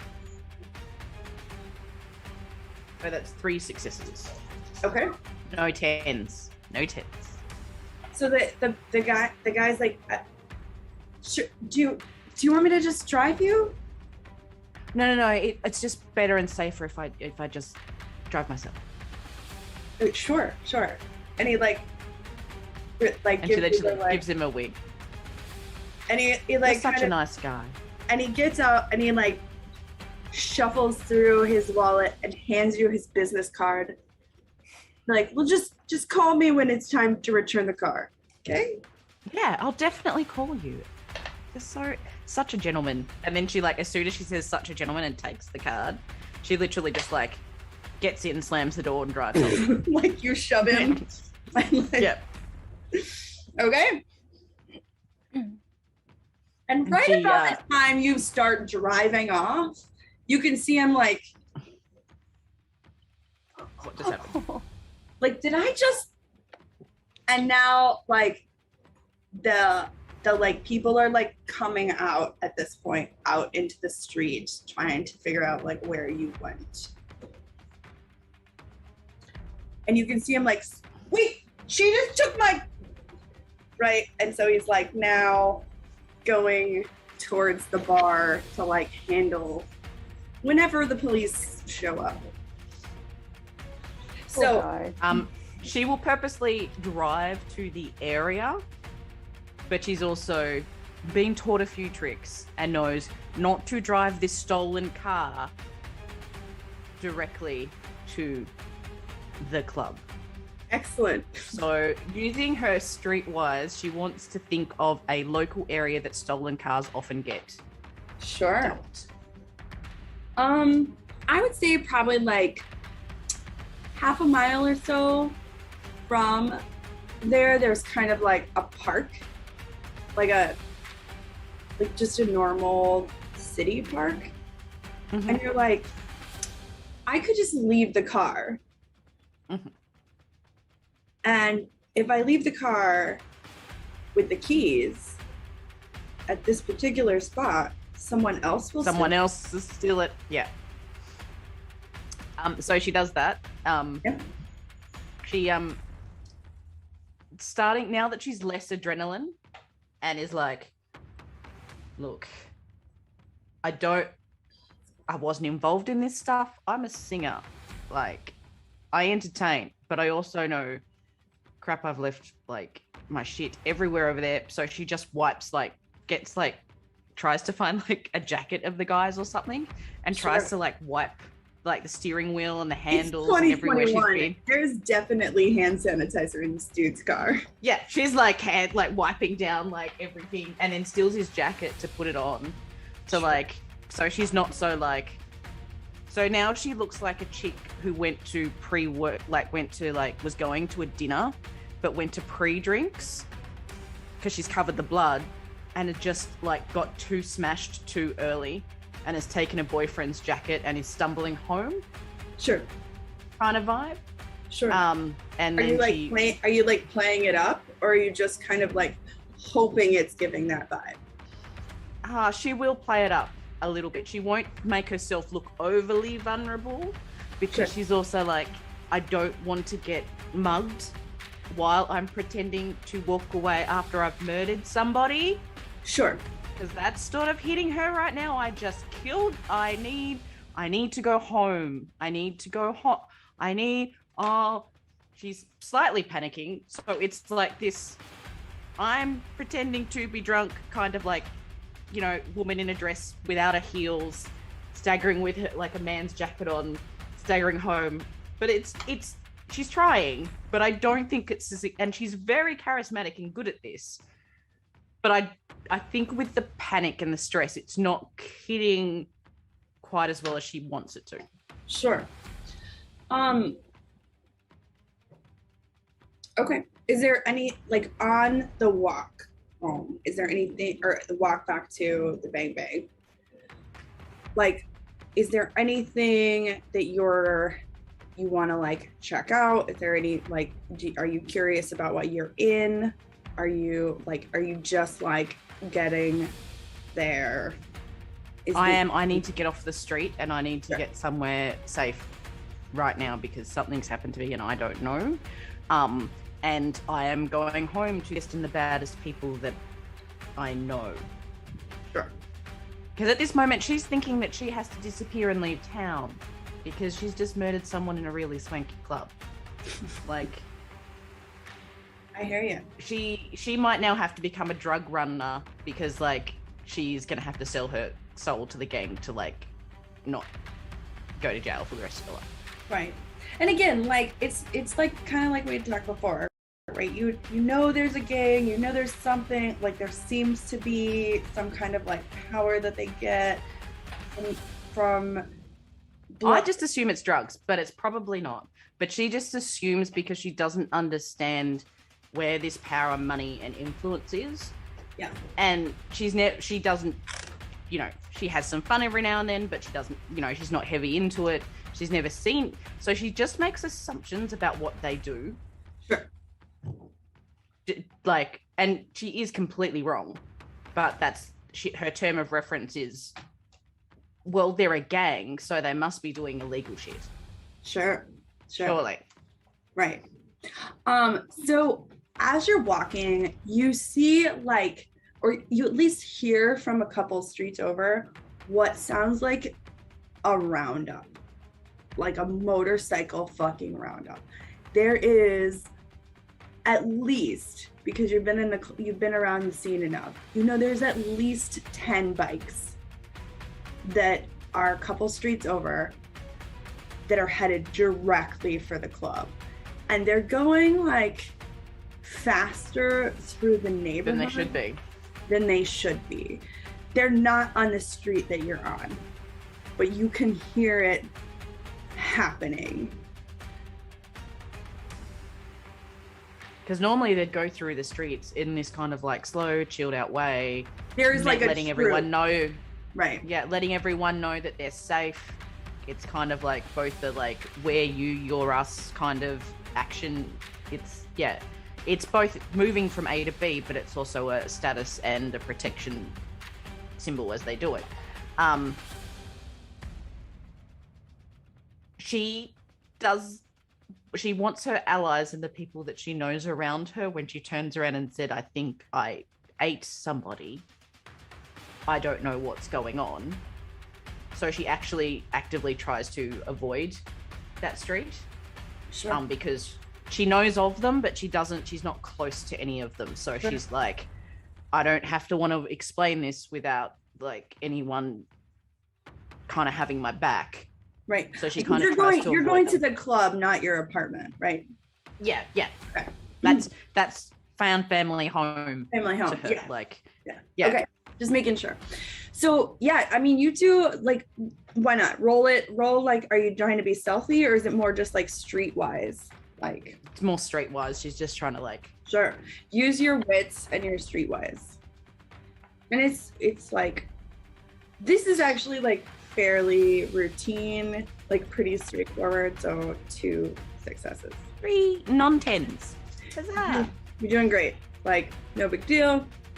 You got this. You seem to be like, you hit that particular moment where you're like, my facade is fine and I'm inconspicuous all at the same time. And you're like, I got this.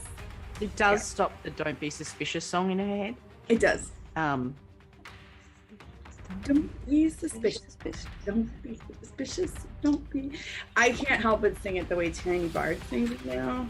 So it's all don't be suspicious. Don't be suspicious. suspicious. Don't be suspicious. Don't be Sounds like she's going to be using auspex. Yeah. That's almost the same word. That's a bit creepy. Okay. So as you kind of come around, you realize, like, you're kind of like looking, you realize like there is something that is happening at the club.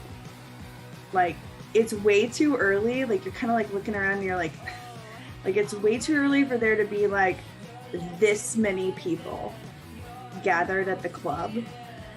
And there seems to be like a really intense like security checking. Like, you've seen this before. There've been like incidents where like a bunch of people show up and like everybody who's like not in the gang the gang, as you assume, right, is not allowed in. Like, that is definitely what's happening at the doors. She's gonna try and be like, she's gonna try and go to like the band / like bar employee entrance. Go around the back. Like, sure. back, like, because she comes and goes here all the time. So she's like, and she's starting to like really. She has this moment as she sees the club, and she's like, I just need to see. I need to talk to Trixie. She just stops for a second, and something feels different, and it feels wrong. And she's like, what?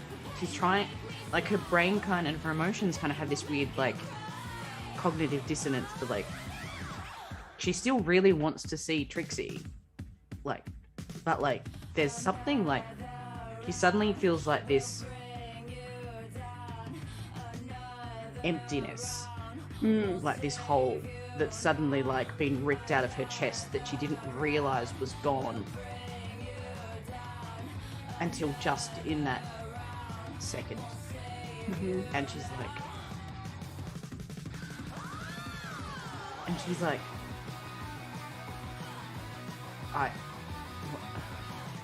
she blinks it away and just starts moving towards the club because survival's kicks back in. But she's having this moment of, wait a minute, I thought I was desperately, hopelessly in love with this woman who we've had this back and forth forever, but I don't fit. What? Right. And it's this like confusion, sea of emotion of, I do care about this person desperately. I have this history with them, and I still have this strange undercurrent. But like, these two feelings are different. And then there was this third feeling that was like, I wrote endless songs about this woman forever. Every single song is about Trixie in some way. I am obsessed with her, but wait a minute, now I'm... Right. You feel this like tug towards her that's like, you're like in your whole mental moment, you're like, it's definitely love. I still love this woman and I want to do everything I can for this woman. But you're like, obsession of the mind almost, you feel like, is like the part that you like when you realize like you've been obsessed over something and you're like, oh, was that? Don't do that. That's the part you're like that like hits you. Like that's the part that's a little different. Yeah, it's just this moment, and she's just, what? And then she's like, shit, no, I've got to get off the street. I'm covered in blood. What the fuck? I'm wearing armor with pearls and fucking fur on it. I need to get out of this dress. I need help. Yeah. And then just like goes to like the employee entrance and like tries to open. So there's security standing outside the back entrance, but you know this guy, like his like he's with the crew. Yeah. And would bounce a motherfucker that wasn't supposed to be there, like in a heartbeat. But like you're like, he knows who I am. Oh my god.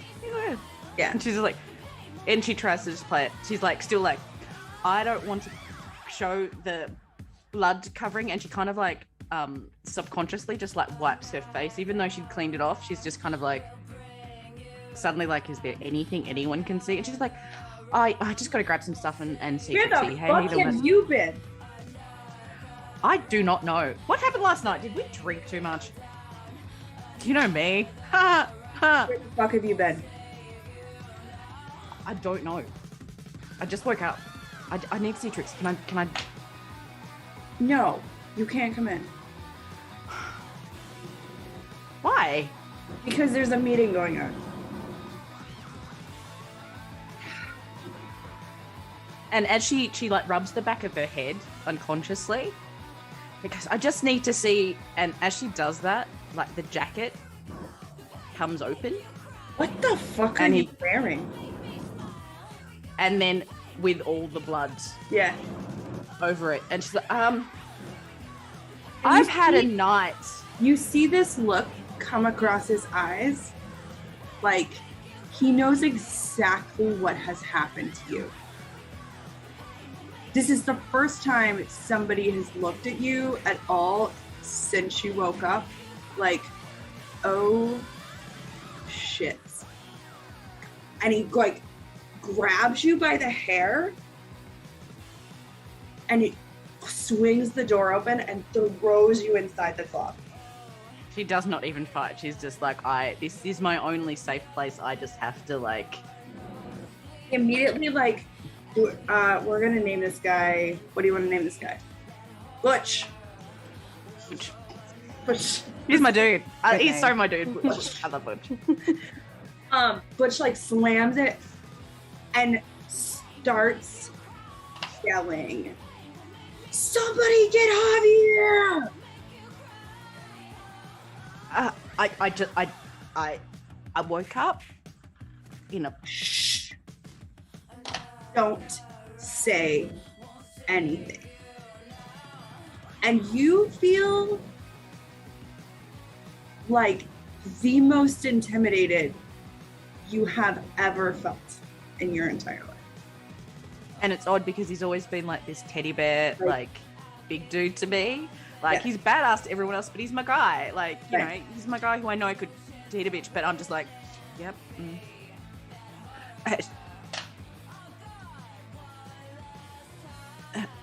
Where were you?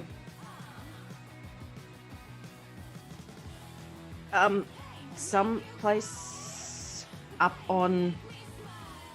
I woke up in a closet in this dress.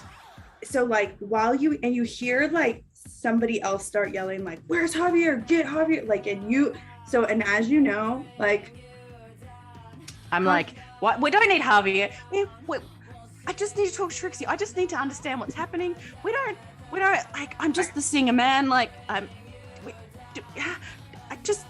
don't know. And then she just kind of like in this panic of like, I think I killed somebody. Do you say it? She's like, I think I killed somebody. That's not surprising. Just keep your mouth shut. And he seems totally not bothered by this sentence. Amelia's like, I just told him. This dude has like picked me up in unconscious states. I trust this dude. I trust Butch so much. He's like gotten rid of stalkers. He's gotten rid of like throwing people out of like the mosh pit who harassed me. And I just but I just told him I just killed somebody. And he's like, It's like you just said my favorite color is purple, and he's like, yeah, okay. Amelia is suddenly even more afraid as her like real personality of I'm just a poor rich girl, what the fuck am I doing here, is starting to like bubble up emotionally. And he like looks at you and says, get it together. And rips just starts to like pull the jacket off of you and like pat you down. Yeah, right? She just pulls out the blood bag and is like, what is this? to me when I woke up. And you woke up tonight? Yeah, in a closet. It's rare. And then this like smart ass version of Amelia goes, I know I haven't been in the closet very long, but like, yeah, I woke up in like a closet. Just stop. And he starts to like pat you down. And it's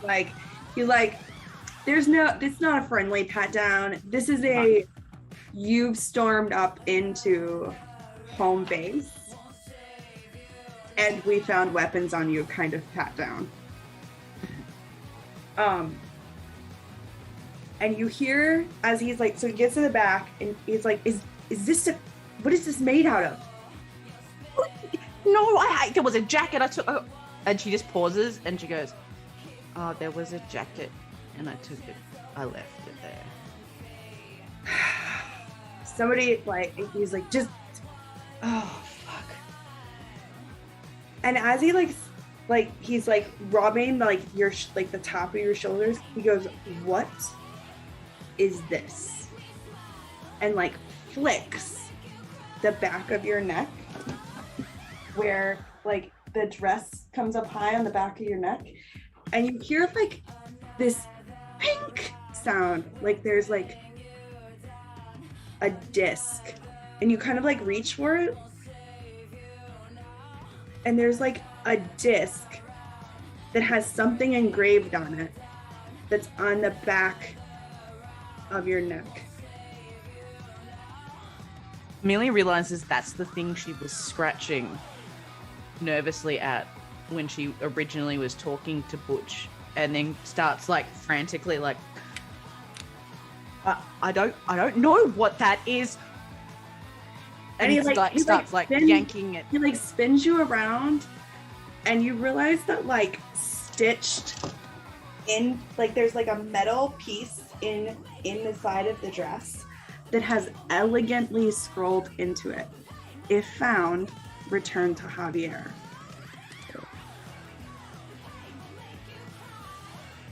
Come with me. And he storms you into the main room of the club. She just like goes, okay, you can do this. And Amelia like reaches into that place that she's had her whole life. The fake it till you make it. The lie that she has lived since she left the farm and come to the big city, and goes and follows. So he's got like a hand on your... Okay, and she's just like, she almost finds it comforting. Escorting you by your neck. She just goes. She does not fight it whatsoever. She almost... If it ends here, at least it's with people she knows and she has some kind of understanding, rather than the place that she was where she just ripped someone's throat out and killed somebody. So he is pushing her, but they walk very quickly because A, she knows where they're going, and B, she's not, they're kind of like walking together, like she's offering zero resistance, almost taking herself there. Sure. So as you walk into the main part of the club, all the lights are on. Like, it is not the club environment, right? All the lights are on. Like the bar is full of like people that you are 100% sure are in this, what you believe to be a gang. You don't see Trixie, and you see a handful of like people you have never seen before. They come, like put you in. He just like drags out the chair, and honest to God, the chair dragging across the floor is the first familiar sound you've had. And he just sits you down and was like, do not speak. Do not say anything until they come to get the report. And he immediately goes over and gets on the phone, and you can hear what seems to be a call for Javier. And says, and somebody find Trixie.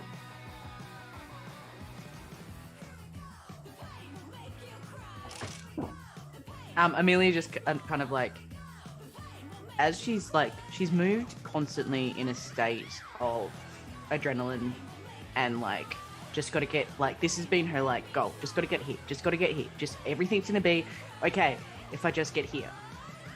She's got here. And it's not okay. And her feelings, all that, like he says Trixie again, and her brain just goes, yes, no, what, again about the, and she just ends up putting her like head in her hands, and leans on her like, she's obviously gotten rid of that ugly sports jacket, and she's got her head on her hands and just on her leaning her elbows on her knees, and just like kind of like disassociates. Sure. Just try it. But she can't, because all the like this the beast is talking in her head and all this stuff about Trixie and safe but now not safe. She's just a mess. Do you listen into the phone call, or do you just kind of like hear that it's happening and like she hears that it's happening and it's just like, all right. It's like she's crashing. She's like emotionally like, all right. So you sit there for what feels like way too long. And as you like kind of start to like look up, you realize that like you're in a table by yourself, semi in the middle of the room, and everyone is ready to pounce at you. There are guns sitting on the table. There looks like people that are going to rip their head out. It's like you walked in and you have a bomb and they're waiting for you to hit the button. So they are both like frightened of you and ready to rip your head off.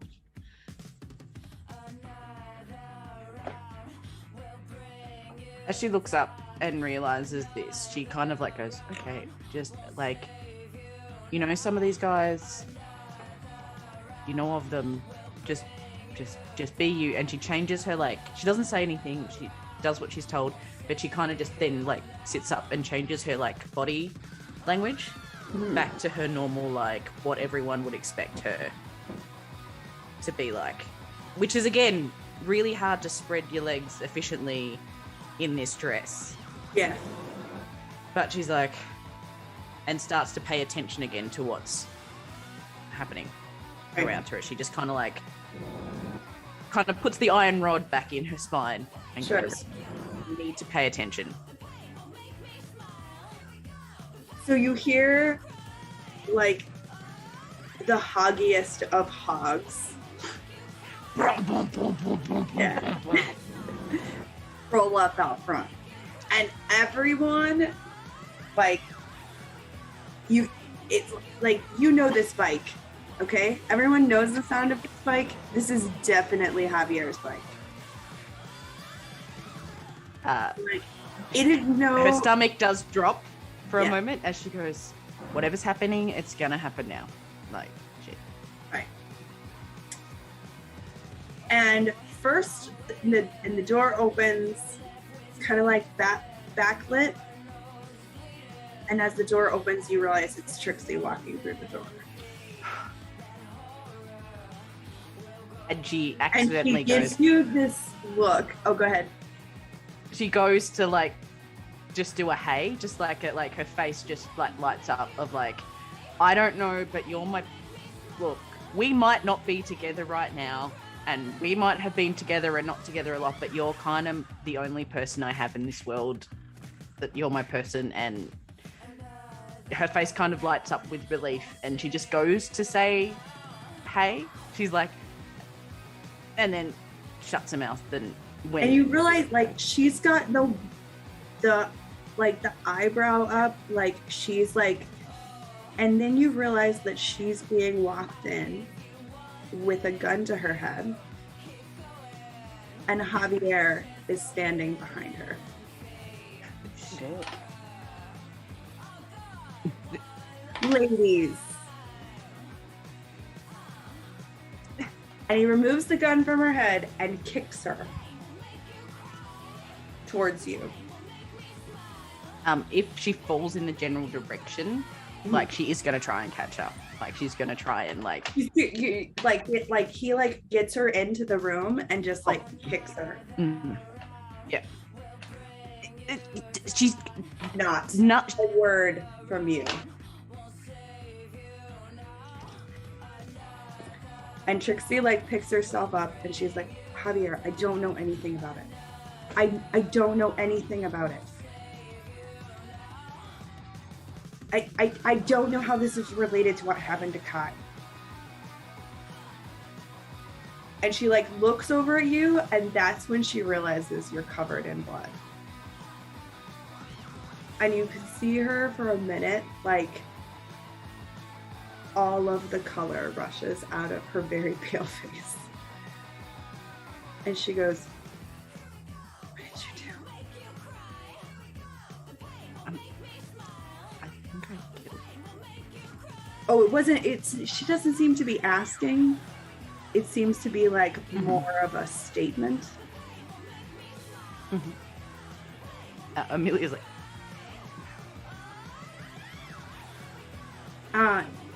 And Butch says, boss, she's got the Toreador symbol on the back of her neck. And it also says that if she's found, she should be delivered to you.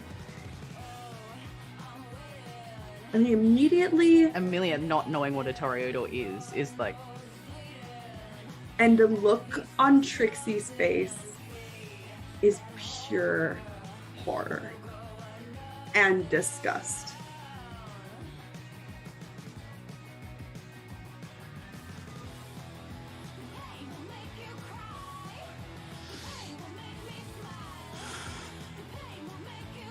Javier comes over, and you can see he's like trying to not break something. And he doesn't seem to be doing a very good. Actually, we should just roll. Let's see. He's a Bruja. someone took one of his toys.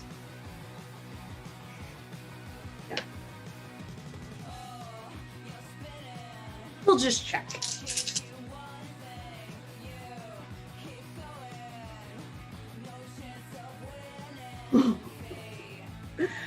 Ooh. Got some Let's do it. we got some botches, but the same amount of botches as tens. So it's gonna balance itself out. Not actually gonna. You can see this like rage like bubbling over in a way that like you hear the sound that you made right before you ate that woman come out of this ginormous. Oh, I didn't even describe him for our other people. They haven't seen pictures. So Javier is Or Trixie. or Trixie. No, and Trixie.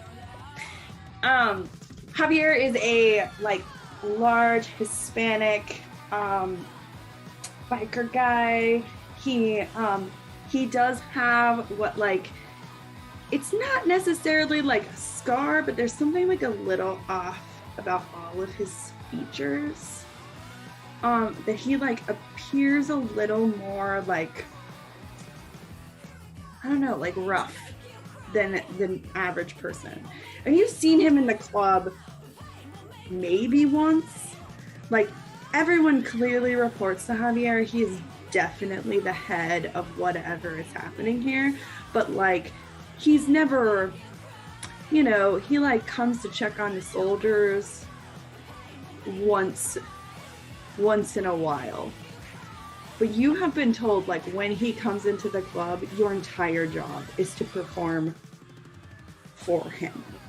We do the types of songs that he wants.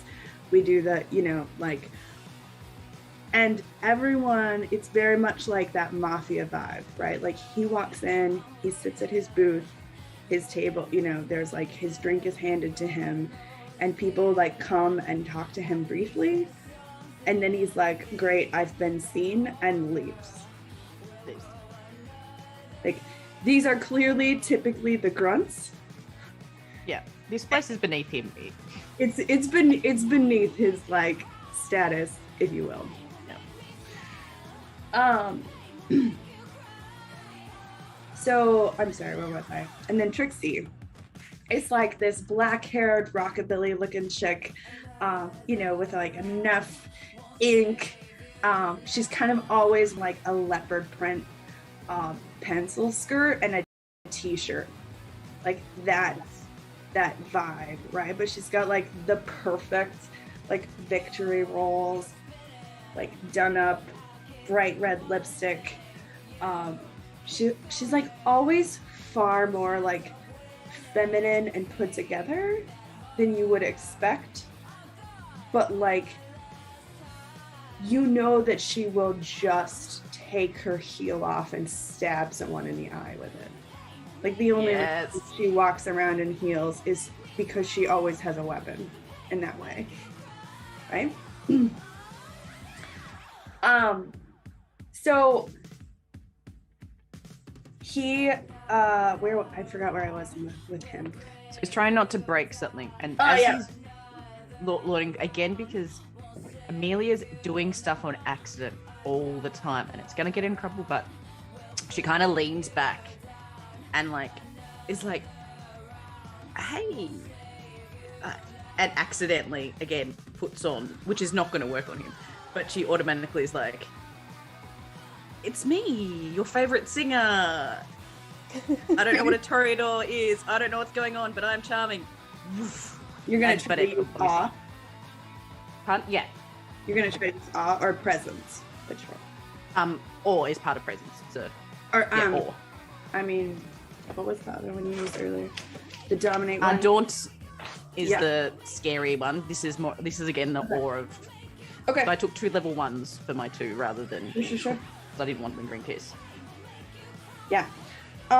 Great. For fun, roll it. It's gonna be your manipulation and your presence. You're like, I know, because I've learned enough in this background that this is a higher vampire than me, and this is never gonna work. Dell knows that. Does Amelia know that? Amelia doesn't know that. Are you gonna spend a blood point to do it? Sure. Okay. So I need to use one of these as well. Can I do that? Mm-hmm.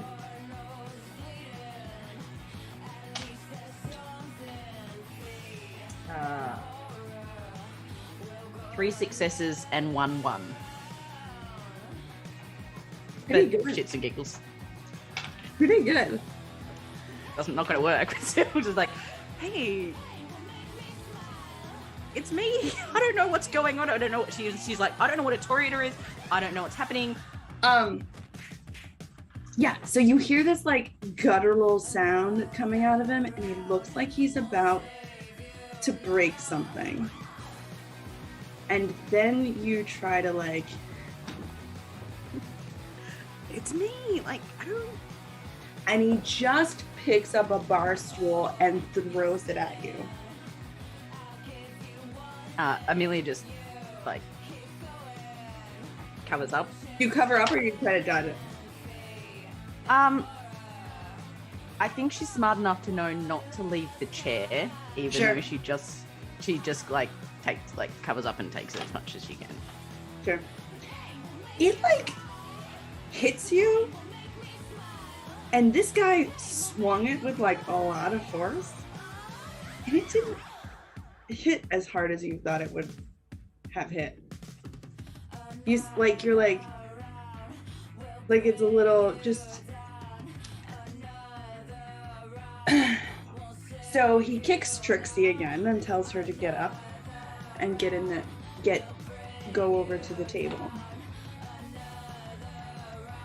And immediately like walks over and just takes your head and slams your head on the table to look at the thing on the back of your neck. Like, you essentially are a ragdoll. Yeah, and she is just... And he gives F's. Yeah. Slams your head on the table. And then you can see Trixie's face of recognition. And she goes, I don't know anything about this, Javier. I don't know any. I don't know why. I don't know how they're involved. And you can see her like trying to find the words, and she just can't. And you again. Is my head like that way, and so I can see her? Yeah. So like Amelia's like, her head's on the thing. She's just like totally like given up kind of thing, and she looks towards like Trixie with some kind of with compassion and like, I'm sorry, and I believe like trying to send her like, I believe you vibes, like you are telling the truth, like not that I'm helping in any way, but like, I'm sorry, like I didn't realize that this would blow back on you. She's like, she's like, ah, shit. Like, all I can tell you, Javier, is that she disappeared 4 days ago, and I haven't heard from her since.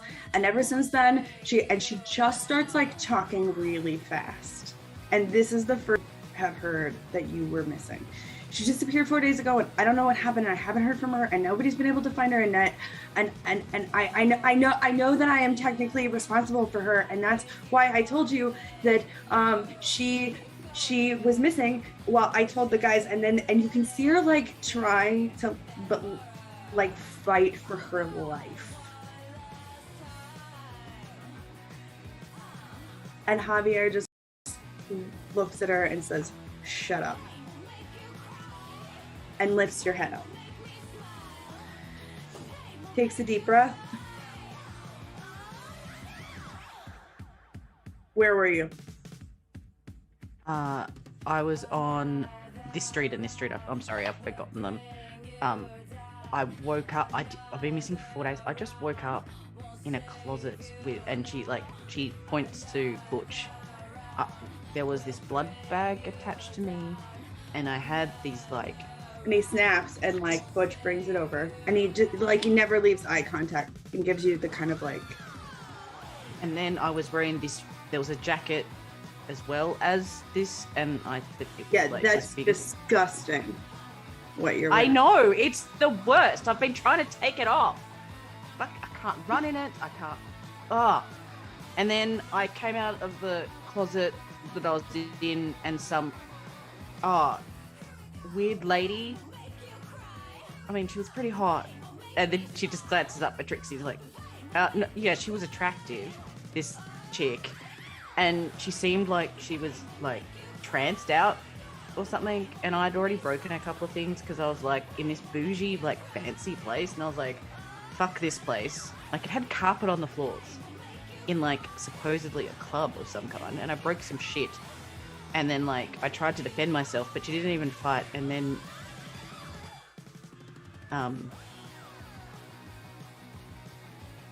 she had a wine glass with blood in it. Mm-hmm. and You I seem tried unsurprised by any to of the not you're saying. drink it, but I did. And then she had this note in her hand, and I was like, "Go, like." Where's the note? Just wanted to get out. She pulls it out of like wherever she managed to like stow it, and then I tried. He opens it I up, tried really. and you can see him as he's reading it. Just lose it. Like you can see what like little control he had, and he just like gets up and starts throwing shit, breaking shit. He punches one of the guys in the face. Like he snaps.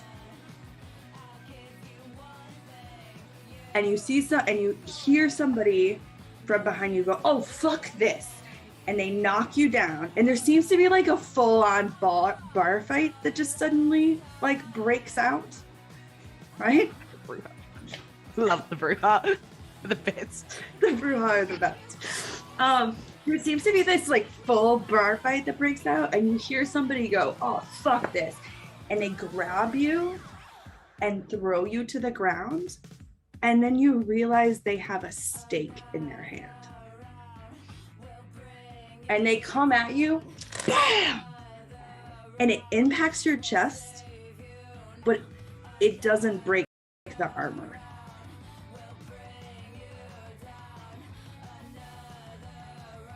Dress is good for something. And the whole room, like, freezes, essentially.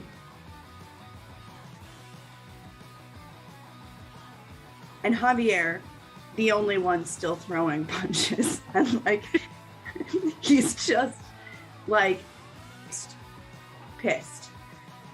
And he says, he, like, as he starts to like get up and walk out, he calms down enough to turn around and say, "Get her to Elysium. Somebody call Steve, put her in captivity," pointing at you. "Put her in lockdown," pointing at Trixie. She didn't have anything to. "Stop it. And clean up this fucking vampire's mess." And turns and walks out of the room. But because Amelia is like this, really like, if I just get it out now. And I think I killed somebody. "Yeah, we put that together," he says as he walks out the door. Can I know what's in the note? He's gone. She The just guy looks at with- Butch. The guy with the stake, Butch, like, pushes him off of you. Amelia, because she's grown up in this environment and knows she has to do something now. Otherwise, this is the one thing her brain tells her with these people. She punches the guy full on in the face. Sure. As just a like, it's not to start something, it's just like, you tried to kill me, and if I just sit here and take it, I'm a bitch. Sure. So the note just says, "If found, return to Javier. And make sure you're looking for the other 4.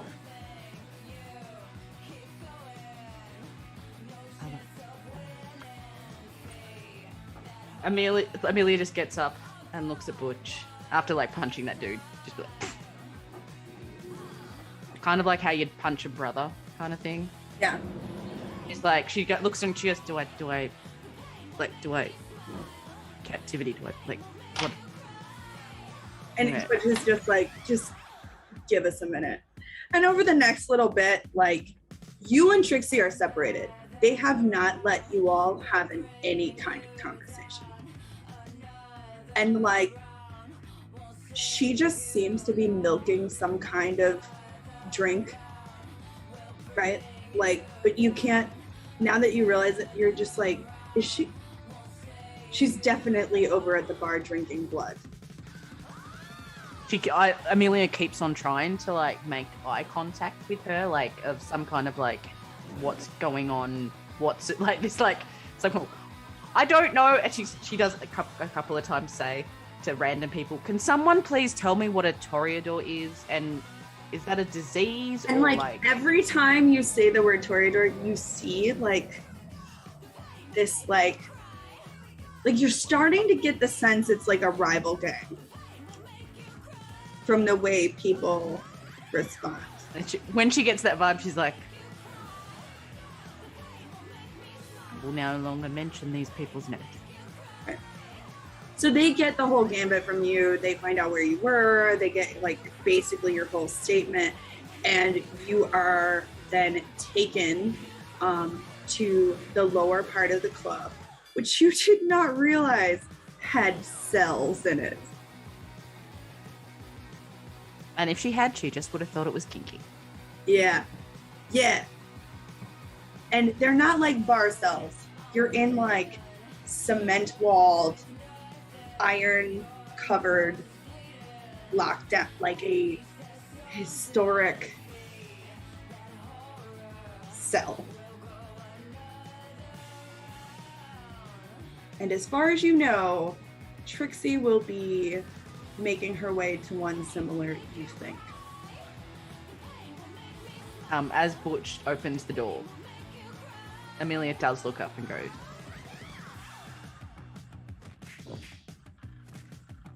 Thank you. I need to be very clear about something right now. Under all of our normal laws, you would already be dead. Unfortunately, it doesn't seem that we're capable of killing you in a normal way. So, we'll just see what Javier and the rest of them want to do. And hope to get court tonight. Court? And he shuts the door. And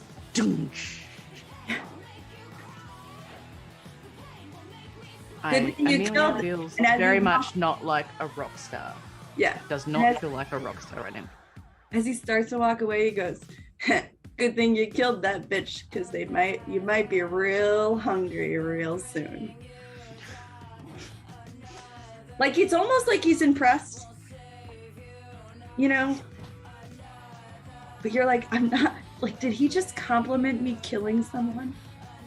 Well, she may have woken up as a Tory, and she did kind of wreck some brouhaha shit, create a big chaos mess, and come home.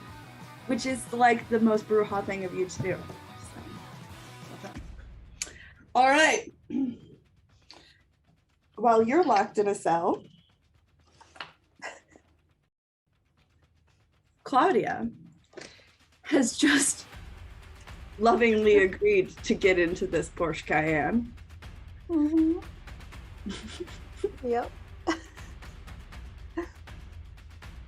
When you get in, it's like, it seemed that, like, again, this woman just like seemed to do something to this man trying to save Stan's life. You decide to get into the car.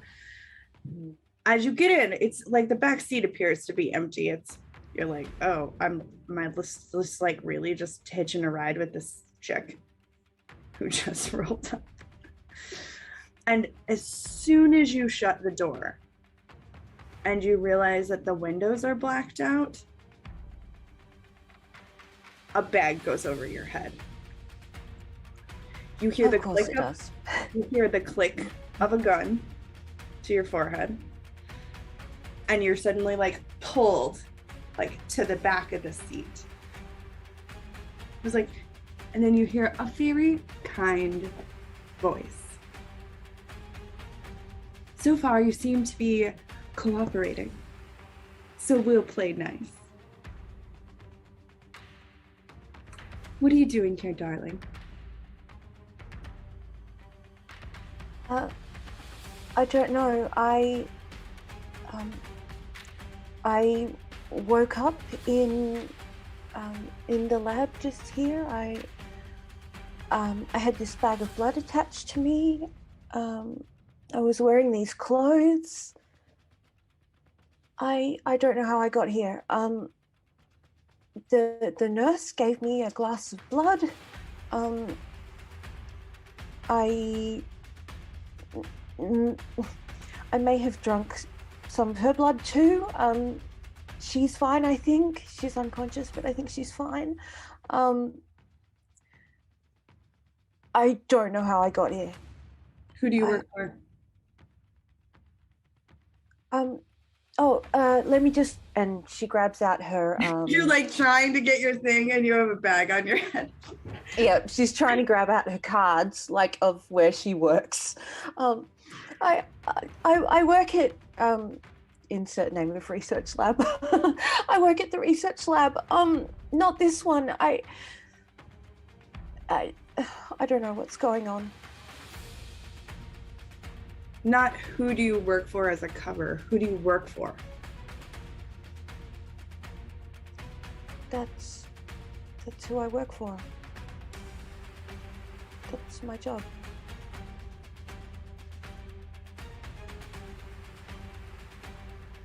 And you hear the voice from the front seat go, "Oh, fuck. We may have just found another new one."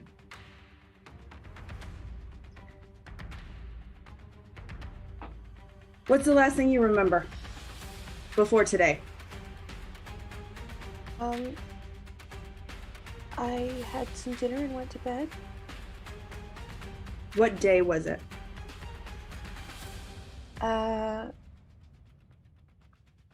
So it was 3 days before my birthday, so it would have been the 1st of September. Your birthday was yesterday? Yeah. Wait, what?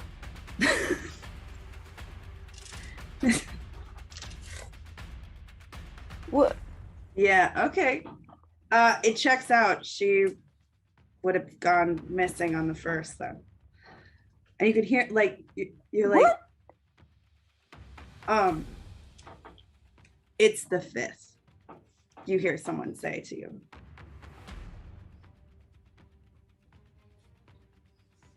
What? No, it can't be. I had we were gonna have dinner for my birthday. What? And she just kind of tugs at the hood a little bit. It's just like trying to. What? You can What's hear going on? You can hear the person like kind of just like sigh. Like with the acknowledgement that like you don't actually know how much trouble you're in. And they climb over from the back seat. Like you can hear like the rustling. Can I just I feel so bad for this poor, what's your name? Claudia? Claudia. I feel so bad for this poor Claudia. This is clearly a trap. We know this is a trap, right? Like we have to know that this is a trap. Where's your stuff? And she like rips the thing off of you. And you realize that there's just like this very like average looking woman, but she like has something about like her presence that seems like old.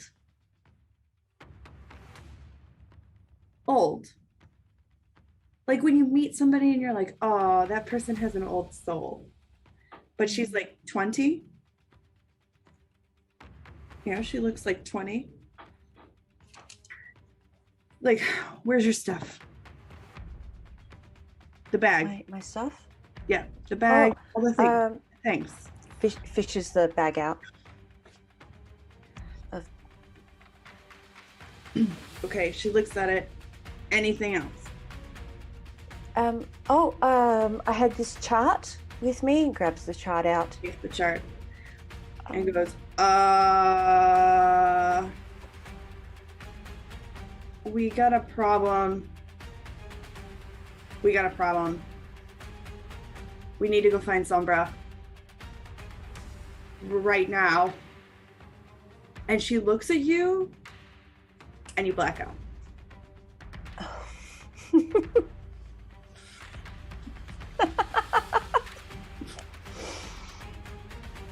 My guys just punch you in the face. Which is not nearly as like. I'm sorry you don't get the long drawn out fights. That's what happens when I cooperate, I suppose. But you've been so cooperative that I They're just like- you just black out. Claudia's just scared shitless, so she's gonna cooperate. Part of me feels though that Claudia's really upset right now because she feels like she has totally ghosted and stood up some people and that she was possibly inconvenienced somebody, and that's made me very upset. Yeah. Yeah, there's this whole wake you up in a strange thing, but like she didn't turn up to some pre-booked events in which people were expected and made time for, and she didn't turn up. So she feels really bad about that right now.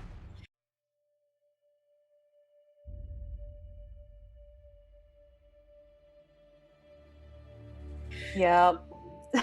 What is up here? You know, you're not really sure, but you kind of like start to come to in a little bit. And you're in what feels like if somebody had took your understanding of an opium den and modernized it. Mm-hmm. Where you're just like it feels a little bit like you're like, it's kind of like there's silks everywhere. There's kind of this like, there's a table like that appear, there's like some big desk in the room.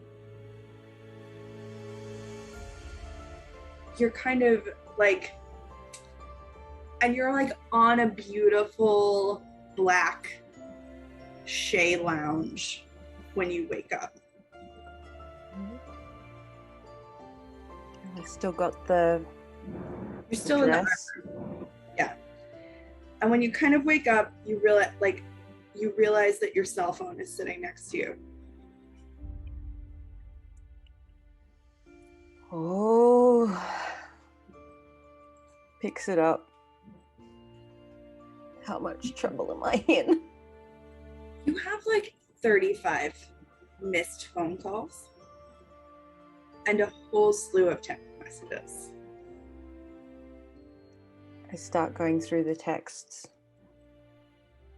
Should we play her thing?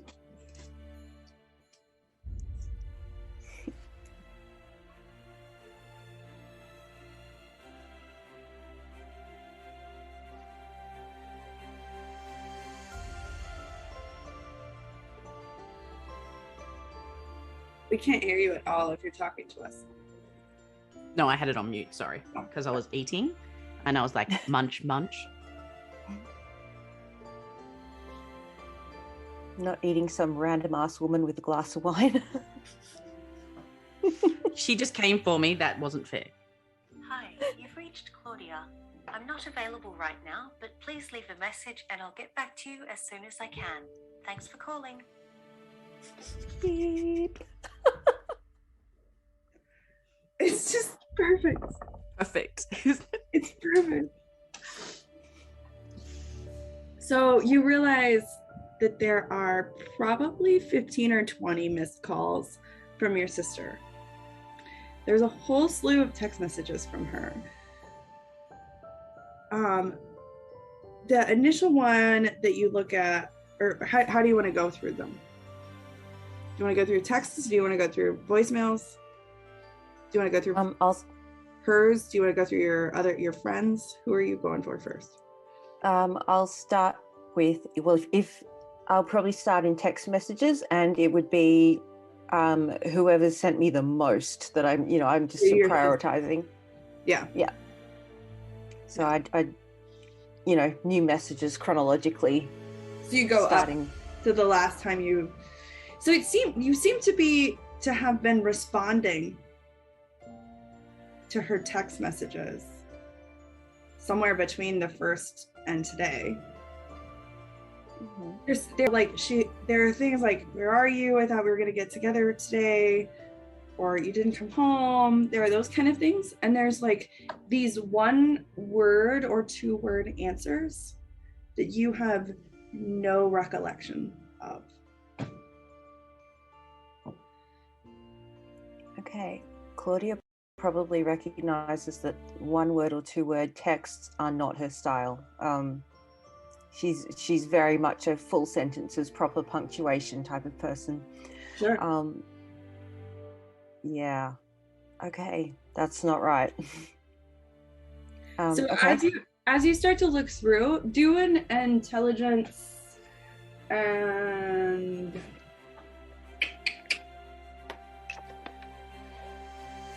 I don't know.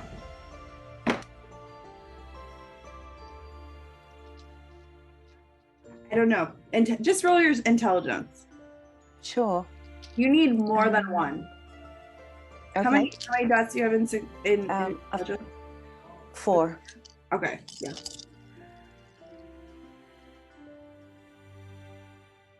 Oh, thank God there's a 9 in there. 1 success.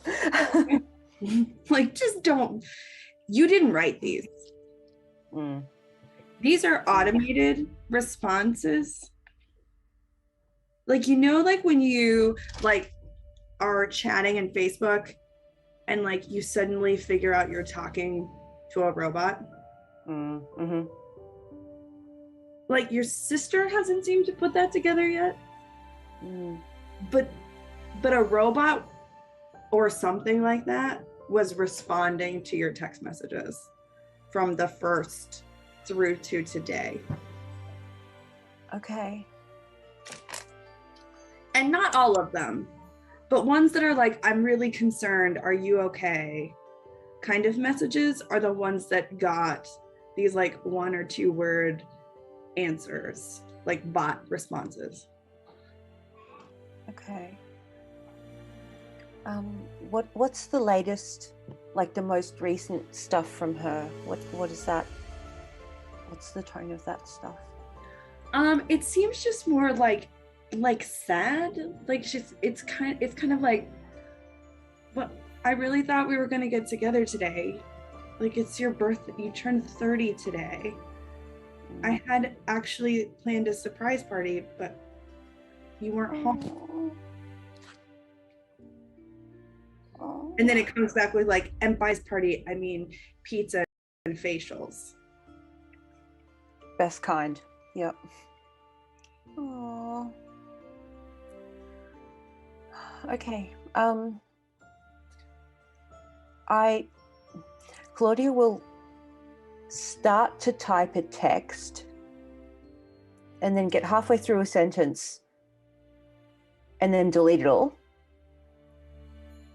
And then go and quickly flick through her other text messages from other people and see what else is going on. Sure. You have like a singing video message, like a drunken message from all of your LARP friends that are singing you like a Renaissance birthday version, like happy birthday, happy birthday. May the candles on your cake burn like cities in your wake. Happy birthday, happy birthday. And that's amazing. I love them so much. That's amazing. There's also like, there's mixed in with that, like that came first, and then it's like, but where are yous? Like, is everything okay? You know, like there, it seemed to be like like nobody had really said anything, but then when your birthday came, like they kind of were like coming at you, and then they're like, oh, like, well, now she's old and too important to come hang out with us. Kind of like friend taunting. Yeah. Were there any automated responses to them? The one that was like, hey, is everything, like, for real, I'm concerned. Like, are you okay? It just says, I'm busy. Okay. Yeah. Ouch. All right. Claudia is now worried that she was rude to them and that they may have taken that in the worst possible way and now has guilt. Yeah. Yep. Gee, am I that transparent? Let's see what the voicemail situation is. this is not going to be good. Yeah. So, I mean, the voicemails come through, and like the first couple that you get, like you realize as soon as you log in, it's like your mailbox is full. And Shit. as you like try to go through it, like the last one you hear, or like I guess yeah. So you kind of go through, and they're just like, it's your sister, it's your boss. You haven't shown up to work. Is there, are you sick? Like it. So like the head of the research, he's like. There seems to be a tone that implies that you need to come back to work despite what happened.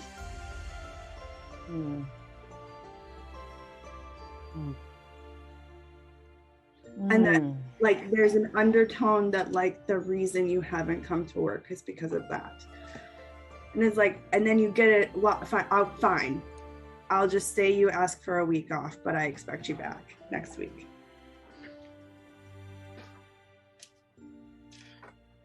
Okay. Boo, worst person in the world. Yep. All right. I'm gonna ring my sister. And you hear from the desk, I'm sorry, no outgoing calls, as the chair turns around from behind the desk. I dropped my phone. Oh, sorry. You see sitting behind the desk, this like very well put together woman, again, Native American. She has these like beautiful, ginormous, like white disc earrings, and she's very like well put, like just well put together. But you're also like there's something about her outfit that looks like your armor. Like there are parts of it that seem like, in a weird way, you're like you feel like you know this woman. Okay. It's okay, dear. Pick up your phone. Yep, pick up the phone. You were to be delivered to me? Pardon me?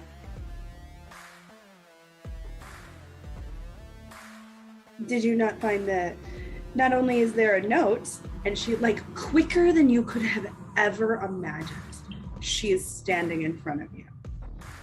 Shit.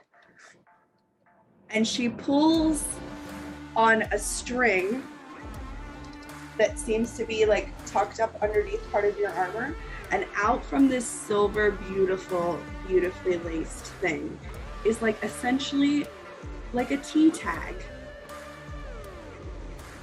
that says, if found, return to Sombra.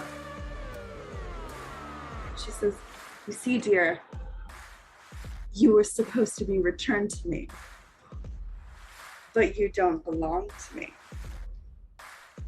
Although suddenly it would seem like maybe you actually do. And she reaches behind your neck and tugs like against your armor, and it pulls against you, but you hear this like tick, like a piece of metal coming off from the back of your thing, your neck. And there is essentially like a coin with, you guessed it, hold on, I'll find it, this symbol on it. Nice. And she flicks it in the air like she's just like tossing you a coin. I attempt to catch it. You moved faster than you thought you would. Oh, And shit. for a nerd, you fucking caught that shit. I think I'm in shock for a moment. Yeah. Like when you like toss a piece of paper and it actually lands in the basket and you're like, like, like you caught it and are like, oh. This is the pinnacle of my physical achievement. yep. I can die happy now. Oh, wait. We seem to have a problem and you seem to be part of the problem. What's going on? I guess I should say you don't actually belong to me. You kind of belong to Rue. But you see, you're in my region.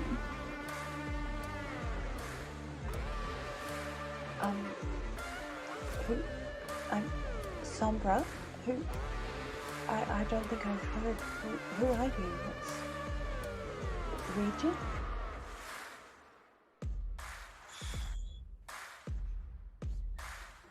You either are really good at deceiving or really actually unaware.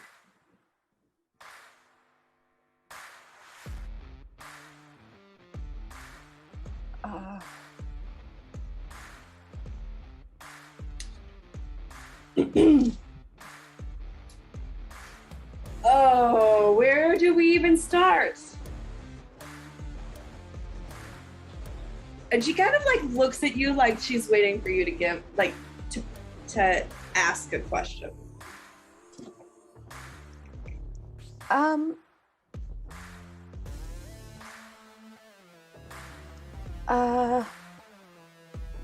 Let's start with the blood.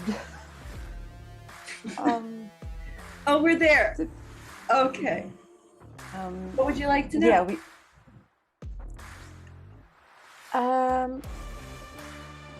Okay. Why was I receiving a blood infusion?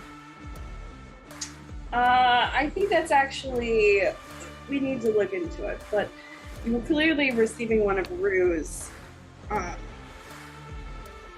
bags of blood in order to sustain you during the transition. Transition? God. This is why I didn't do. Someone can. I never wanted children. And you can see her, she's like sick.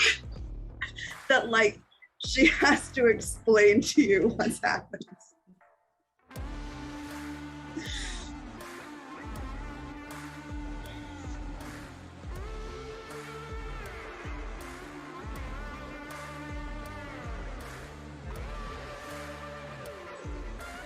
Are you gonna throw up? Just don't throw up on my office. I don't think I'm going to. Okay. You died. Somebody drained your body full of blood, then fed you their blood, and now you're a vampire. And she kind of like scoots back, like you're definitely going to react. But like, she's not expecting you to be mad. She really is expecting you to throw up.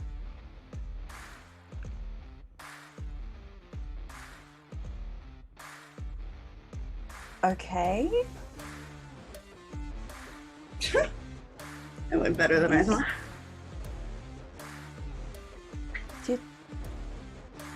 That explains a lot, actually.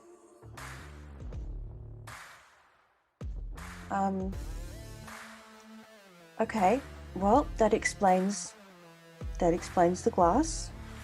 That explains the nurse. Doesn't explain What glass? There was a glass of blood that the nurse gave me a glass of blood to drink. I did need that. All right, go ahead.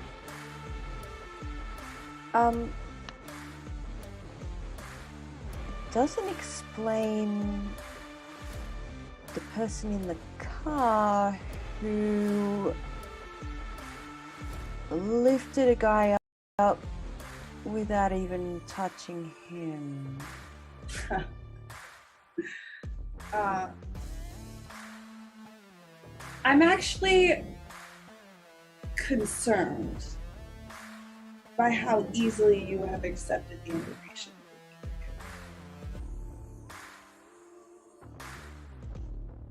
I mean, it's not every day I wake up and drink people's blood. Right? I just expected the first time I had one of these conversations to somebody be like, "What? Vampires?" And she shows her fangs when she does it. Everything you would expect a person who has watched the same film over and over again, and then it's she seems to be having a problem with how easily you're accepting the information. This is the best vampire aunt who never intended to have children, but is now having the birds and the bees talk because the kid's not talking to the parents and they have to do it. Otherwise, no one will do it. Conversation that I've never seen in my entire life. That is exactly what's happening in my head. Yup. I'm grateful that's coming across. Absolutely, that's coming across. And I love it. Would it maybe make sense to you that if kindred people exist, they maybe are capable of things that don't make sense to you? Yeah, that tracks. God, she's so accepting. Someone help! And she yells out, and someone comes rushing in, ready. Looks almost like they would be guns a-blazing, but they have their hands out. And there seems to be this red, stuff dancing in their hands. She's like, "I'm sorry, I didn't mean it this is Claudia." Hi. She's part of the problem. Oh. I'm sorry. And she looks at you and goes,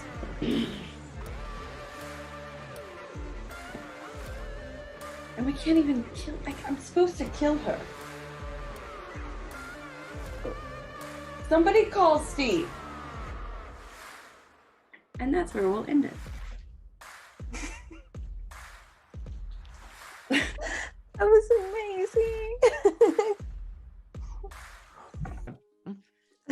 Thank you so much, guys, for joining for our very first episode of San Antonio by Night. Thank you so much to our amazing storyteller, Rose, aka RPG Mem, on TikTok. Thank you so much to our gorgeous, beautiful, loving little heart playing Claudia, who now has the best gay aunt that has ever existed. I feel challenged in my role of the gay aunt of D&D TikTok. This woman came to study, not to deal with children. We have the lovely Pearl. You can find her on TikTok as Linen and Spice, or Spice and Linen. Linen and Spice. Linen and Spice. Linen and Spice. I got it right. And I am Mootley, otherwise known as Del, playing the giant, dramatic, emo disaster that is named Amelia, who just stumbles from one disaster to the other. Next week, we will have some of the other amazing casts waking up and having their amazing beginnings, and you'll be able to see amazing people like maybe Eve Malone, or maybe the saltiest unicorn. Ooh, so salty. Or maybe the lovely Arielle or Rose of Stone. I can't wait for you guys to meet the new characters, and if their NPCs are anything like the amazing ones that our lovely storyteller has presented to us, it's going to be fun. I will be lurking, so I may be just sitting in the background of next week going, Oh yeah. thank you so much for joining. We're just here all the time. Again, I have no sleep cycle. Thank you so much for joining us. Again, we love you very much. We will be pre-recording all of these because of obviously some possible triggers and different things. Vampire is a very specific game in that way. It does get into some very dark stuff, but feel free to leave us comments and feedback. And have a great night, day, time. Bye. And